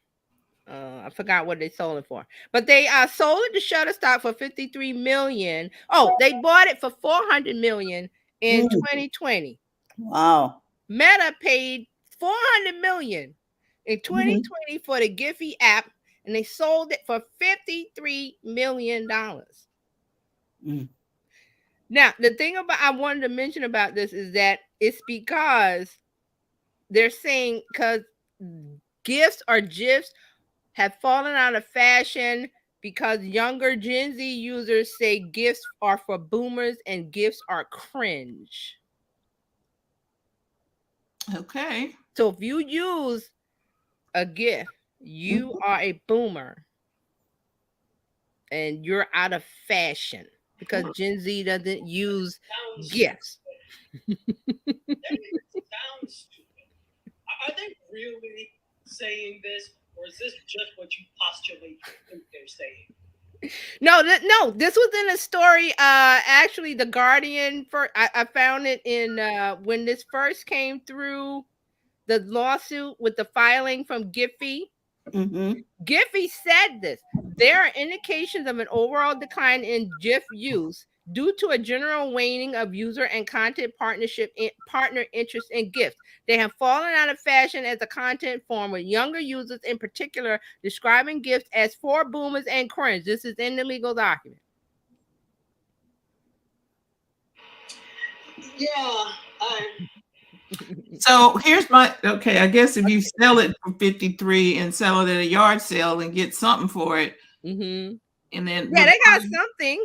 Yes, but why is Shutterstock buying it? That's a good question. I don't know. I will investigate that. But let me tell you this: that Giphy will still be supported via third-party integrations in the app. So as you realize, Instagram has now lets you comment on a post with a GIF that they just sold. Instagram is so late. Finally, 10 years later, to allow people to use GIFs. That's so. Yeah. So this is the thing. So Giphy is saying it's not the cultural force that it was in 2020. They realized that the millennial, GIF is a millennial thing. And if you use it, Gen Z looks at you as ew, you're an old person. That is on Clubhouse says they don't have the attention or patience to create GIFs. And they're all 15-second reels. Right. And then he said Instagram is always late. All the time. All the time. All right, I have one more. Did I mention Bing? Did I talk about Bing? You have not. Okay, so let me give you Bing and then I'm done. Where's my Bing stuff? Come on, Bing.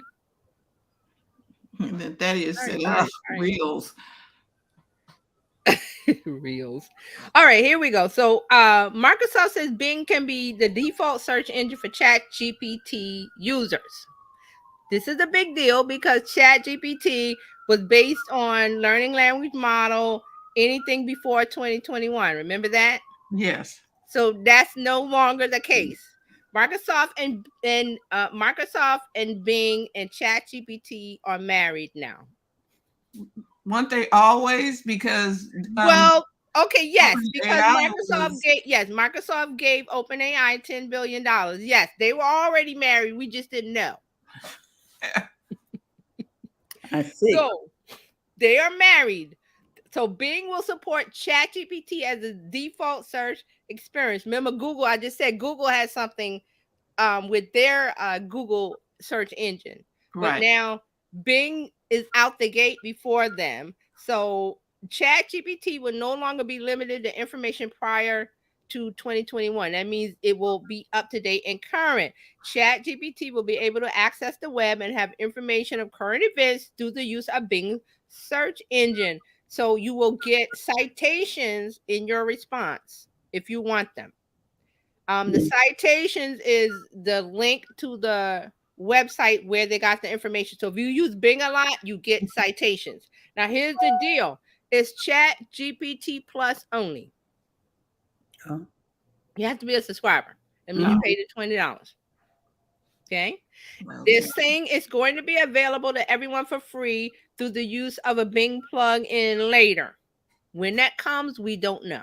But ChatGPT Plus users get everything that's coming out. They get it ahead of everybody else. Right now, the plugins are available if you have the Plus. And so also Bing Chat, if you use the Bing chat bot, it can respond to questions with images, charts, and other visual elements. It can actually make a chart.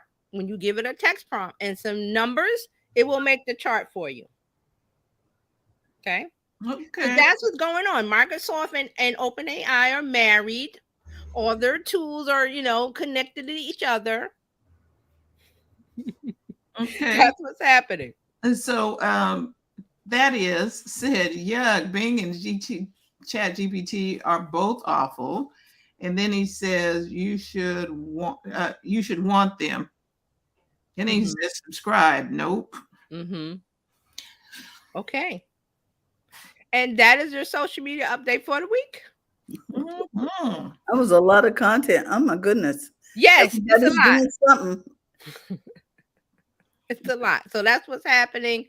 So a lot of, and we're including a lot of AI stuff now, which is important. So, Right. yeah. Okay, Dr. Tachi, you are up. Hello, everyone. I hope you're having a great week or had a great week so far because it is Friday. Who's happy? Raise your hands. I think we all need a little bit of a break, and this is a long holiday weekend for some people, so enjoy it. So let's talk a little bit about some of what we talked about on Mediascope today and some other things. Well, HGTV has put the Brady Bunch house on the market. What? $5.5 million. Seems like a small, 5.5 is a lot, but for California, it seems like it is not that much. So this is what happened. If you remember, they overhauled the house. The house is in North Hollywood. So they used the outside of the house whenever you saw the outside shots. Right. Specific that's house in North Hollywood, but the inside, of course, was a set. Now, fun fact, I watch a lot of older television. Mannix, for many of the scenes, used the same Brady Bunch set that they used. Really?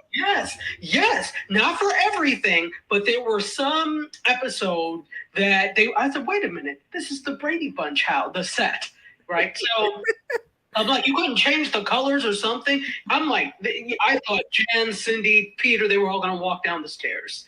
So, so Warner Brothers Discovery's HGTV has put it on the market. They said they invested $1.9 million in the work, and they added 2,000 square feet to the property's original footprint, and they included a full second story. So it didn't have a full second story before, but now it does. So let's talk about the standout features. It includes the iconic floating staircase, a burnt orange and avocado green kitchen, the kids' bathrooms, and a backyard with a swing set, teeter-totter, and Tiger's dog house. All ready for children to hurt themselves. You look, those things in the 60s and 70s and 80s, it's a miracle we all survived. Wow. And this is a bargain for $5 million. Go ahead, friend. Oh no, this is not cool at all. I'm not saying it's a bargain. What they wanted to do was restore it to the Brady Bunch glory. And I don't know if you all watched the show, the program on HGTV about that, but the original 6 sibling Bradings were all involved. Barry Williams, Christopher Knight, Eve Plum, Mike Lukenland, and Susan Olsen. So they teamed up with Jonathan and Drew, the Property Brothers, and they all kind of rehabbed this house. So I don't know if if you pull it up, this is on nexttv.com, but you could probably do a search and you can pull it up and you will see the interior of this. I'm pulling it up now. Yes. I have a comment. Can I put my comment? Yeah. I think instead of selling it, they should have made it a museum. Exactly. There you go. And maybe that's what Do you know how many people Gen X and what? I want to go. Why didn't they do that? You know, with that, so here's the thing, because I think that's what it should have been. But two things. The proceeds of the sale of the home, or portion, they're not giving it all, but a portion are going to go to Turn Up Fight Hunger. And that's an initiative that helps kids living with hunger in the U.S. through No Kid Hungry.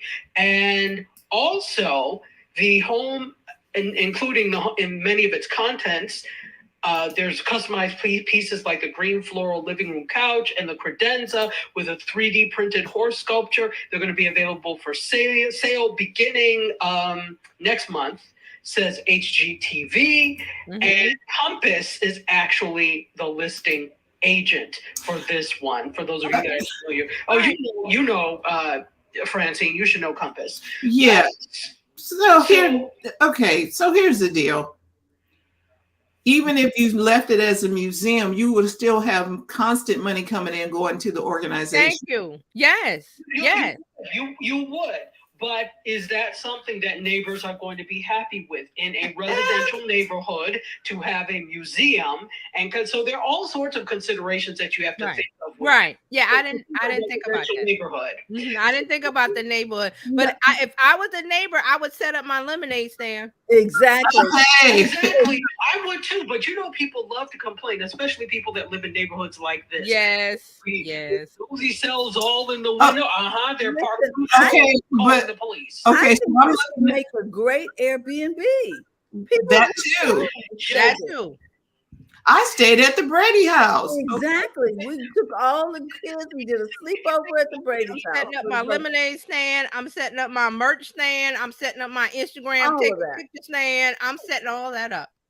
And they did the same thing with the Sex and the City apartment. Yes. There as an Airbnb. So there are all sorts of different unique Airbnb. So that would have worked. They could take a portion of the proceeds and donate. In fact, team up with Airbnb and make that a thing. You're absolutely right. So if not a museum, there are other things that you can do to raise money for this. It's a little less invasive, you know what I mean? Do you know how Instagrammable this thing is? Exactly. And I always look at stuff as, is it Instagrammable? This is Instagrammable. This is Instagrammable, definitely so. And see, they got a brick wall behind the house, so the neighbors behind the house ain't gonna have an issue because there are none. Right. And all of that can be selfies where you can stand beside each one of the characters. You know, missed opportunity, people.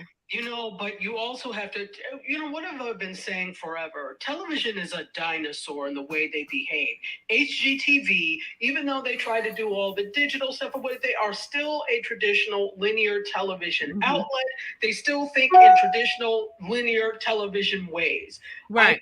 And let me be quiet. Maybe they did explore this and it's something that did not work. But if I know people like I know people they did not, they just said, oh yeah, we're going to sell it for like $5 million. We'll make it and we can give it. And that's it. That's where the revenue stops. I think the prototype is it Michael Jackson's family home in Gary, Indiana museum? Or it is a museum. It is a museum. But I think the neighborhood had to agree to it though. Okay, but Gary, Indiana need the money anyway. Yeah, that's true. Okay. That comes by their way. And how much pushback are you going to get from our neighborhoods? Yeah, you're right, Dr. Taj. I didn't think about like the neighborhood not wanting it. Yeah, but it's the iconic house. And how many? Don't they get traffic anyway? Don't they get people coming anyway? And people, I guarantee you, people are strolling by. Hey, that's the Brady Bunch house. I'm sure that there are tour buses going by there. Yeah. I mean, come on. And that's the thing. That's the problem. If you recall with San Francisco, the problem that they had in the neighborhood with the opener to Full House, where they had too many tour buses and things were going on, and the neighbors had a fit. Okay. And generally, when you look at neighborhoods like that, where you're talking houses that are upwards of 2 million and more, these are people that have money, and people that have money are often very vocal and very staunch in what they like and don't like. They don't like change. They don't care about making money because they're making money in other ways, usually more traditional. These are not like the newfangled, what would you call them? Influencer, creators. Exactly. These are not the creators. These are not the influencers that would have been like, oh, this is so cool. These are not even younger people that are doing this. This is the old guard that's like, nope, I want quiet. I want to hear crickets. I don't care about making money other ways because I go to work every day and I work hard. So they're not interested in that. They're not interested in You're so right. You're so right. You're so right. That's spot on. You're absolutely right about that. But, well. There you go. There you go. They're lost. They're lost. So, but anyway, that's what's happening with that. It is going on the market. We'll see who will buy it. Guess what? Maybe whoever buys it sees this as an opportunity to make more money because it is. Because $5.5 million is a steal for something that could be $1 billion enterprise, which this could be. So maybe they will buy it. And if one's smart enough to do it, they will be. Right. Yeah, and they'll let a bunch of Gen Xers come in, and it'll be like the Big Brother house for Gen Xers, creators, influencers. I'm just throwing stuff out there. Yeah, let's keep an eye on this. I want to see what happens. Yeah, so do I. And in fact, I mean, that brings up another idea. Like you said, there are several creator houses all around the country, in LA included, where creators are coming to make content. So you rent space for a little bit of the day, and then you shoot what you need to shoot. Now, that may not be something that flies with neighbors either, but there are several ideas of the things that you do with it that could go to this same great cause. Okay, so here's the thing. Studio City is LA. They are used to this. Okay. Y'all used to Hollywood. Y'all used to all people coming and going and whatever. It's Hollywood. So somebody didn't put their head together. Somebody didn't put their head together and decided, oh, just sell it for $5 million. That's a lot of money when they could have. And it is not a lot of money. Right. It's not. And they could have kept it going. Go ahead. Yeah, no, $5 million is peanuts for somebody that has money it's peanuts to do that. That's why I'm surprised it's going for so low, although probably because of the type of house or whatever. But they put $1 million into it, and that's like a $4 million profit. So a portion is going to that could be $200,000. So it's that. So we don't know what's going to them. They could have done something. And you're absolutely right, but.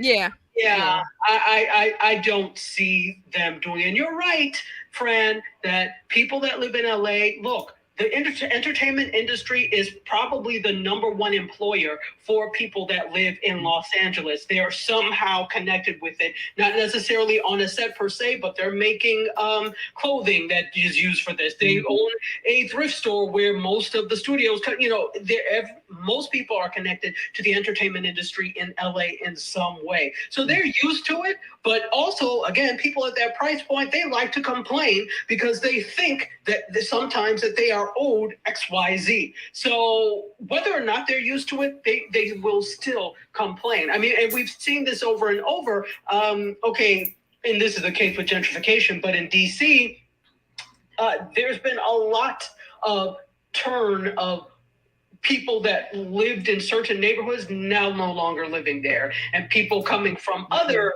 places, not even DC. These are not DC natives. They're coming from places like Kansas, etc. And then they're, and they're not even infusing themselves into the neighborhood. They're coming in. This is what we want the neighborhood to be. And so I remember around, Howard, some of these people are moving around Howard and, started to complain. There's a Metro PCS store that plays go-go music. And that's what they do. Hey.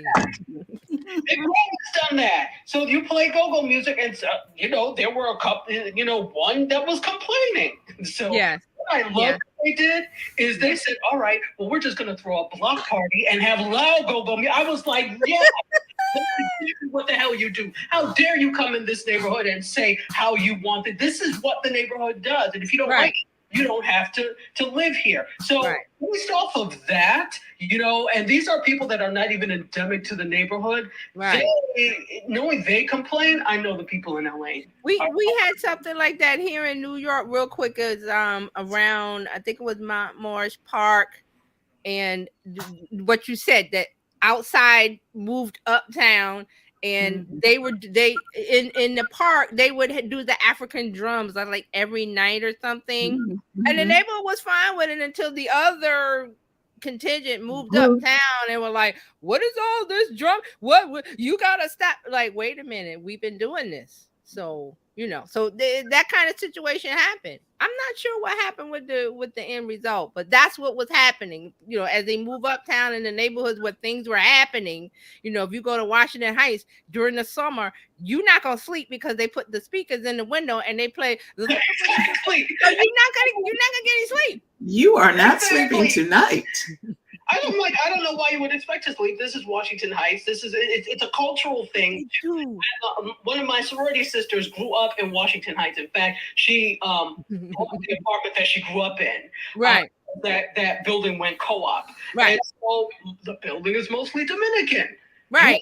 You know. You already know during this. It's not during the winter. During the summer, it's hot. They're hanging out. Expect to hear expect.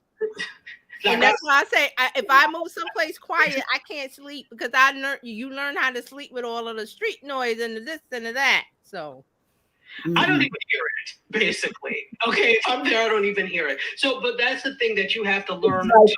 It's like white noise to us. So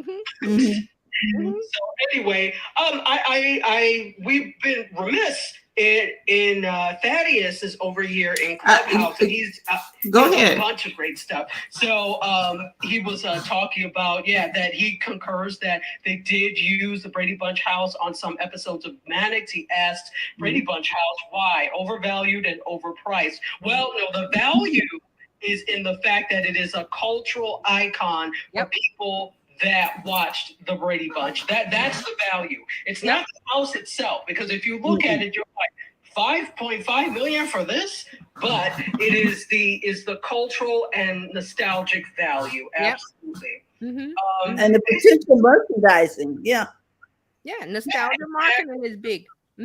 Exactly. He also says, how rich and bored do I have to be to buy this horrible thing?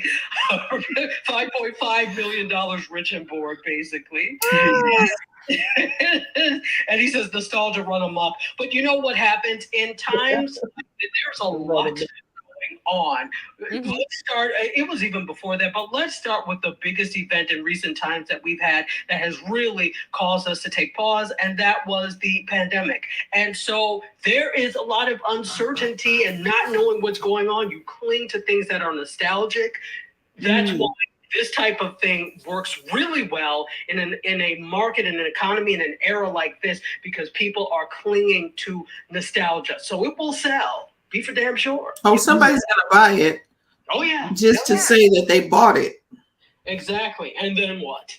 Great, you bought it. Now what? So it's going to be up to them to really see. I would capitalize off of it. Get the that you need, do what you need to do, and capitalize off of it, or capitalize quietly. It doesn't mean you have to have people there all the time, but how can you capitalize off of it? If you're spending 5.5 million, I know I'm sure you're not going to try and live there, because people will come up and down all the time trying to see the house. So what are you going to do with it? Yeah, they're already doing it. Airbnb. I would agree it. Absolutely.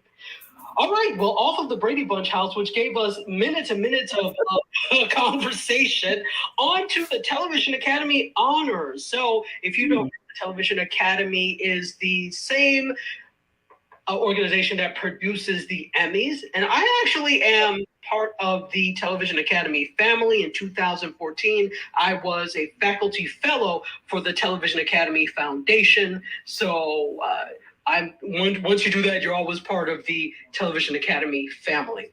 So but there is a writer's strike. So there were supposed to be honorees. The Television Academy Honors was supposed to be celebrated in 5 days at a ceremony on May 31st, but it's been canceled because of the ongoing writer's strike. This is what they say. After discussions with the WGA and out of deference to those impacted by the ongoing labor dispute, the Television Academy is canceling the Television Academy Honors reception, which was scheduled for the evening of May 31st. We appreciate everyone's understanding, and they sent this in an email to the Academy, TV Academy members.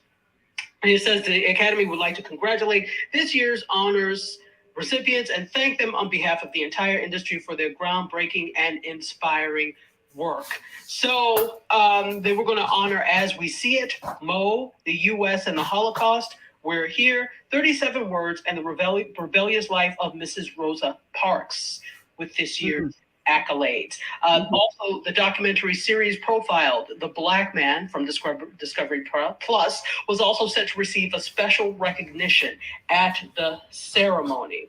So, what else has been impacted by the writer's strike? Well, everything. But also on Thursday, the finale event for Ted Lasso, including a subsequent panel with the cast that was supposed to have included Jason Sudeikis, who plays Ted, and Brendan Hunt, who plays Beard, has been scrapped due to unforeseen circumstances. So,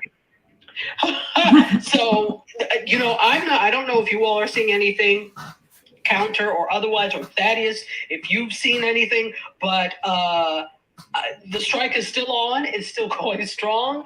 I haven't heard anything about resolutions yet. I don't know if any of you have, but this is serious. And also, in addition, the SAG has also authorized a strike as well.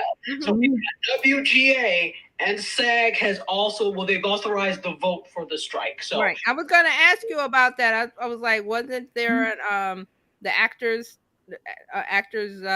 saying about AFTRA. yeah. Mhm. Yeah, Yeah. so they're thinking about going on strike in solidarity or because they have concerns parallel to them or Yeah.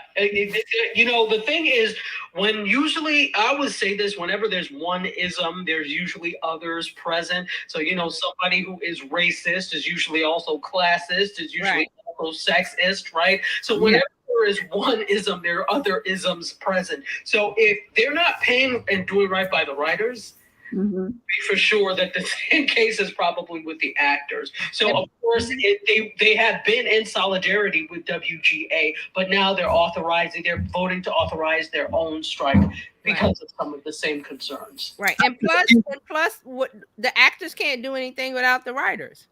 Absolutely. Okay, and here's the thing. I just saw this 16 hours ago. Director's strike 2023. Why might the DGA go on strike? Okay. And I missed that. I missed the DGA news, so thank you for that. Okay, so basically, that shuts the entertainment industry down. Okay, that shuts not just the entertainment industry, but news is involved in that as well. So if you can, because there are writers for news, right? Right. Are also Writers Guild. Right. So if you do that, and then if we have the Directors Guild, see, sometimes we think about these things just in terms of narrative entertainment, but there are directors for other things as well. There are news directors, etc. And so while some may not be affected, many may be affected. So I think actually while they haven't, the WGA hasn't had a strike in 15 years, right? A significant one. What was that? 08, I believe, or 2007 and went into 2008. Right, exactly. So they haven't had a significant strike like this since then. I think that this is really the reckoning. A lot of things have happened since then. You think about Me Too movement. You think about all of these things that have started to happen of what people in Hollywood will no longer accept. And this makes perfect sense alongside with that. So this is going to turn the industry on its head. I'm really, really wondering how this is going to pan out, and I am watching very closely. Right. Okay. Because it was back in 2007, it was about DVD residuals. I'm looking at online. It was about DVD residuals and new media. So you're right. So things have changed since then. So we had streaming come up. So now, of course, they deserve to have that. Part of the problem is that nobody anticipates these new technologies, and that's part of the problem. You don't anticipate these things, so you're not you don't factor those things in when it comes to paying people for those, because it's like, okay, this is another stream of distribution. Are you just not going to pay me because now something is out on streaming? Are you just not going to pay me? You're really going to do that? And here's the thing: Netflix was out then in 2007. It wasn't like streaming. They were doing. Go ahead. Streaming was not as big of a force in 2007 as it was now, and they still were not including some of these things in their contracts. Right, so, that's my point. So you did not have a whole lot out on streaming, and so nobody was really thinking about, actors included, they weren't thinking about the residuals from those things. But the thing is, I'm going to say, and I'm not blaming actors and I'm not blaming people, but you have to be futurists. If you're going to be in this business, you have to be a futurist. You have to start to anticipate what is coming down the line. And that doesn't mean use a crystal ball and be a soothsayer to see what's coming down. That means read the industry magazines of the technology that's coming out and how that possibly will be related to what you're doing. Don't leave it in the hands of somebody else, because then this happens. And again, I'm not blaming you for what happened. You should be paid, but then you also need to know what's coming down the pike, because part of the problem with this is you have all of these people that are heads of studios, etc. They're making the, buku's amount of money, and it's not filtering down. And heads of studios, how do you think in an era like this that you can still command and make that same amount when the payouts are different for things like streaming, etc.? It is different. Why are you still expecting the same amount of money, greedy? So, that's part of the problem as well. There are the heads of studios and people in the executive levels that are making a lot of money off of these things, but it's not filtering down. So I do understand, but I'm also saying, if you're waiting for them to be your saviors, you're going to wait a long time. Know what is coming down the pike. Know when you're like, look, when we negotiate, we've also got to put metaverse in there because we need to make sure that if it jumps off, I'm covered. Right.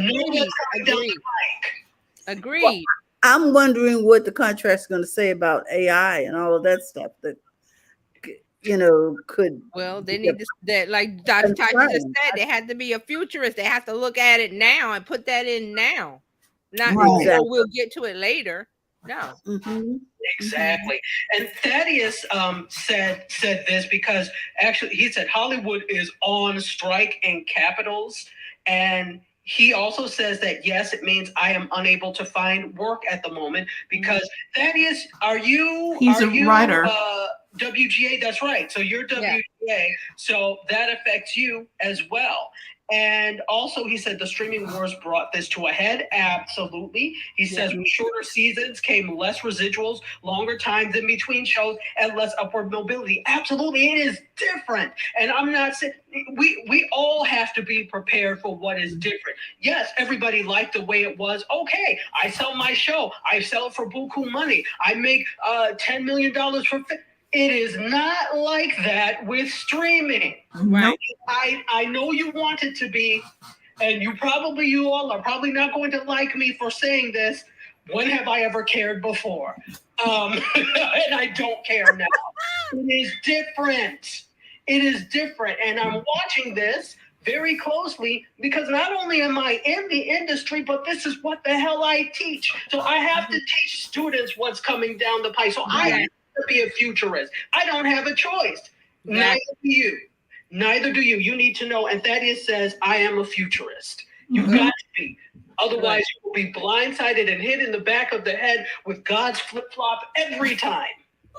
Exactly. Look, we had a pandemic. Boom. That changed everything. If you're not thinking about the future, you're not thinking or looking. The signs are there. If you look, the signs are there. They're tiny because they're way down the road, but they're there. And you're right. You have to be a futurist in every industry. Every industry now because of AI. So don't put your head in the sand. Exactly. So I'm going to give you one more story, and then we're going to vamoose because we're already over time. But oh gosh, where are you? Okay, hold on. I have to switch my device, and I'll give you the one more story because this was on my iPad. So I do want to give, a rest well. We already know that Tina Turner passed away at the age of 83 a couple of days ago. So rest well, Tina Turner. And also, in case you didn't know, Bill Lee, who was a prolific jazz composer, and Spike Lee's father, passed away at the age of 94. Yes. Excuse me. Yes. So rest well to both of them. The Netflix password sharing crackdown has finally arrived. Well, if you thought they forgot, guess again. No. They never forget when it comes to money. No, they were just practicing on the other countries. Exactly. Because if you think about it really now, there's a lot of money that comes out of other markets. But by and large, I would say the number one market for their content is probably right now the U.S. It changes. It can go up and down. But right now, and it's a U.S. company. So, of course, that's going to be their largest market. But it's finally arrived in the U.S., the U.K., and Australia. And that started 3 days ago. And if you've tuned into Netflix, you probably have seen a message saying, we're just trying to make sure it's you. And so it's according to the recent announcement, they're sending emails to anyone sharing their Netflix password outside of the household, beginning immediately. And it states to Netflix members that the subscriptions are for you only. You are my friend, and the other people that they live with. And it also will give you a link on instructions on how to kick someone off of your Netflix account remotely. But if you really want to share that account with someone, a friend, a family member that lives outside of the household, well, you get two options. You can transfer another person's profile over to them. And they will have to pay the monthly membership fee, or you can spend an extra $7.99 a month to add a friend to your account. Now, that's nearly the cost of a basic Netflix plan on its own. How does this work? I'm not sure. For instance, I have 4 profiles on my account. Myself and my 3 grandchildren. They each have a little picture up there. Am I supposed to pay for every picture? No. What happens is the people that are authorized users to see you're using your 1Password, and they said that you can have this profile, this profile, this profile. Right.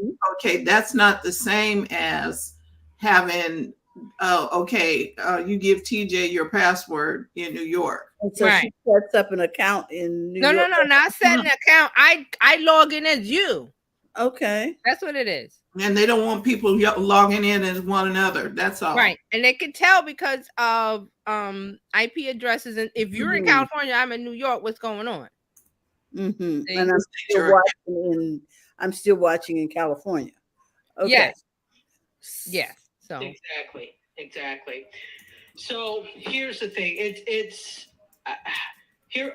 the extra members, you have to live in the same country as the owner, and you can't create additional profiles. So basically, you are just buying you're $1 away from buying a basic account again. And so you're paying for like 2 accounts basically. And why would you ask it's one thing if it was that much cheaper. If it was $4.99, then it's like, okay, well, here, I'll give you the $5 a month and we could just continue to share. But when it's like $8, get your own account. I can have my own. Why would I do that? Right. So it's affecting other countries as well, not just the US. It's the UK and Australia, people living in Hong Kong, Israel, Singapore, and the Philippines. You're also getting that as well. So, and the option to have extra members will be available in those countries as well in your respective currency. And so 14 countries are affected, but for now, everyone else looks like they are safe. And they were asked if they plan to expand the password crackdown to other countries.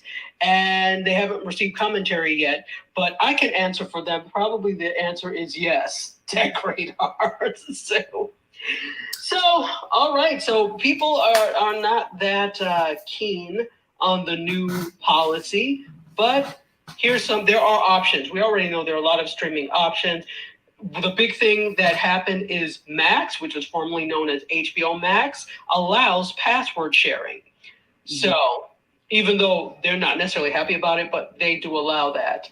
And you can buy a VPN to bypass Netflix's rules, although you didn't hear me say that, but that is an option that works as well. Oh, and they do have an update. They said a Netflix representative got back to them and revealed that the password update will be rolling out to 5 more regions: France, Germany, Italy, Mexico, and Brazil. But no word on how much it will cost to add another person to the membership in those countries. And that's what I have for you today. Interesting. Okay. Netflix does not have a whole lot to watch anyway, but okay. Exactly. I was like, I couldn't. When you're scrolling and nope. I'm like, why do I have this? Yeah, I think sometimes people just have it out of, I've always had it, so I'm just going to keep it. Think of how long it took for people to cut the cord because they felt that they really needed to have cable and that they would be missing something if they didn't. Well, there are all these alternatives to streaming with not only just free content, but things like Sling, like YouTube TV, like Fubo, like Philo, where you can get live TV and pick up those other channels. So, you don't miss what you don't have. So if you don't watch that stuff anyway, you're not missing it. Right. And I think ESPN is about ready to start their own stream. Yeah, absolutely. They are. They are.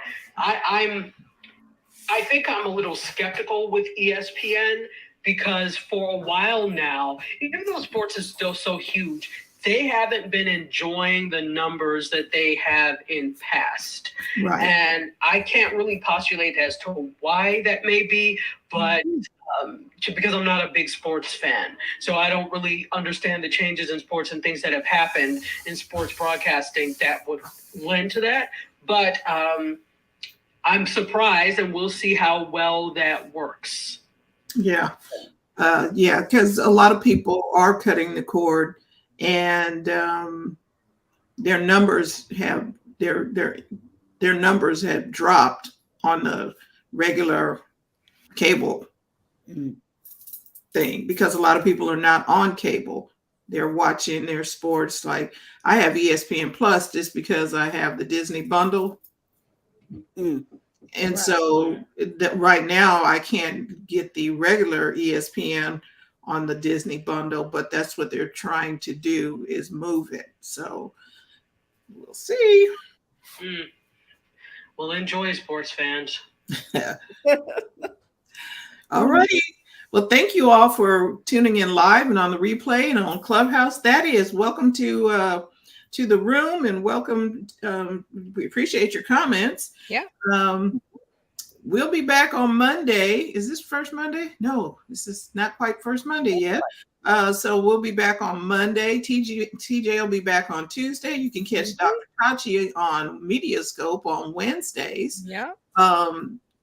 And we have the rest of the week. So enjoy your weekend. Go have some fun. Play with some new tech and come back and tell us all about it. You can become a part of the BizChicks community just by texting biz to 33777 or go to bizchicks.net.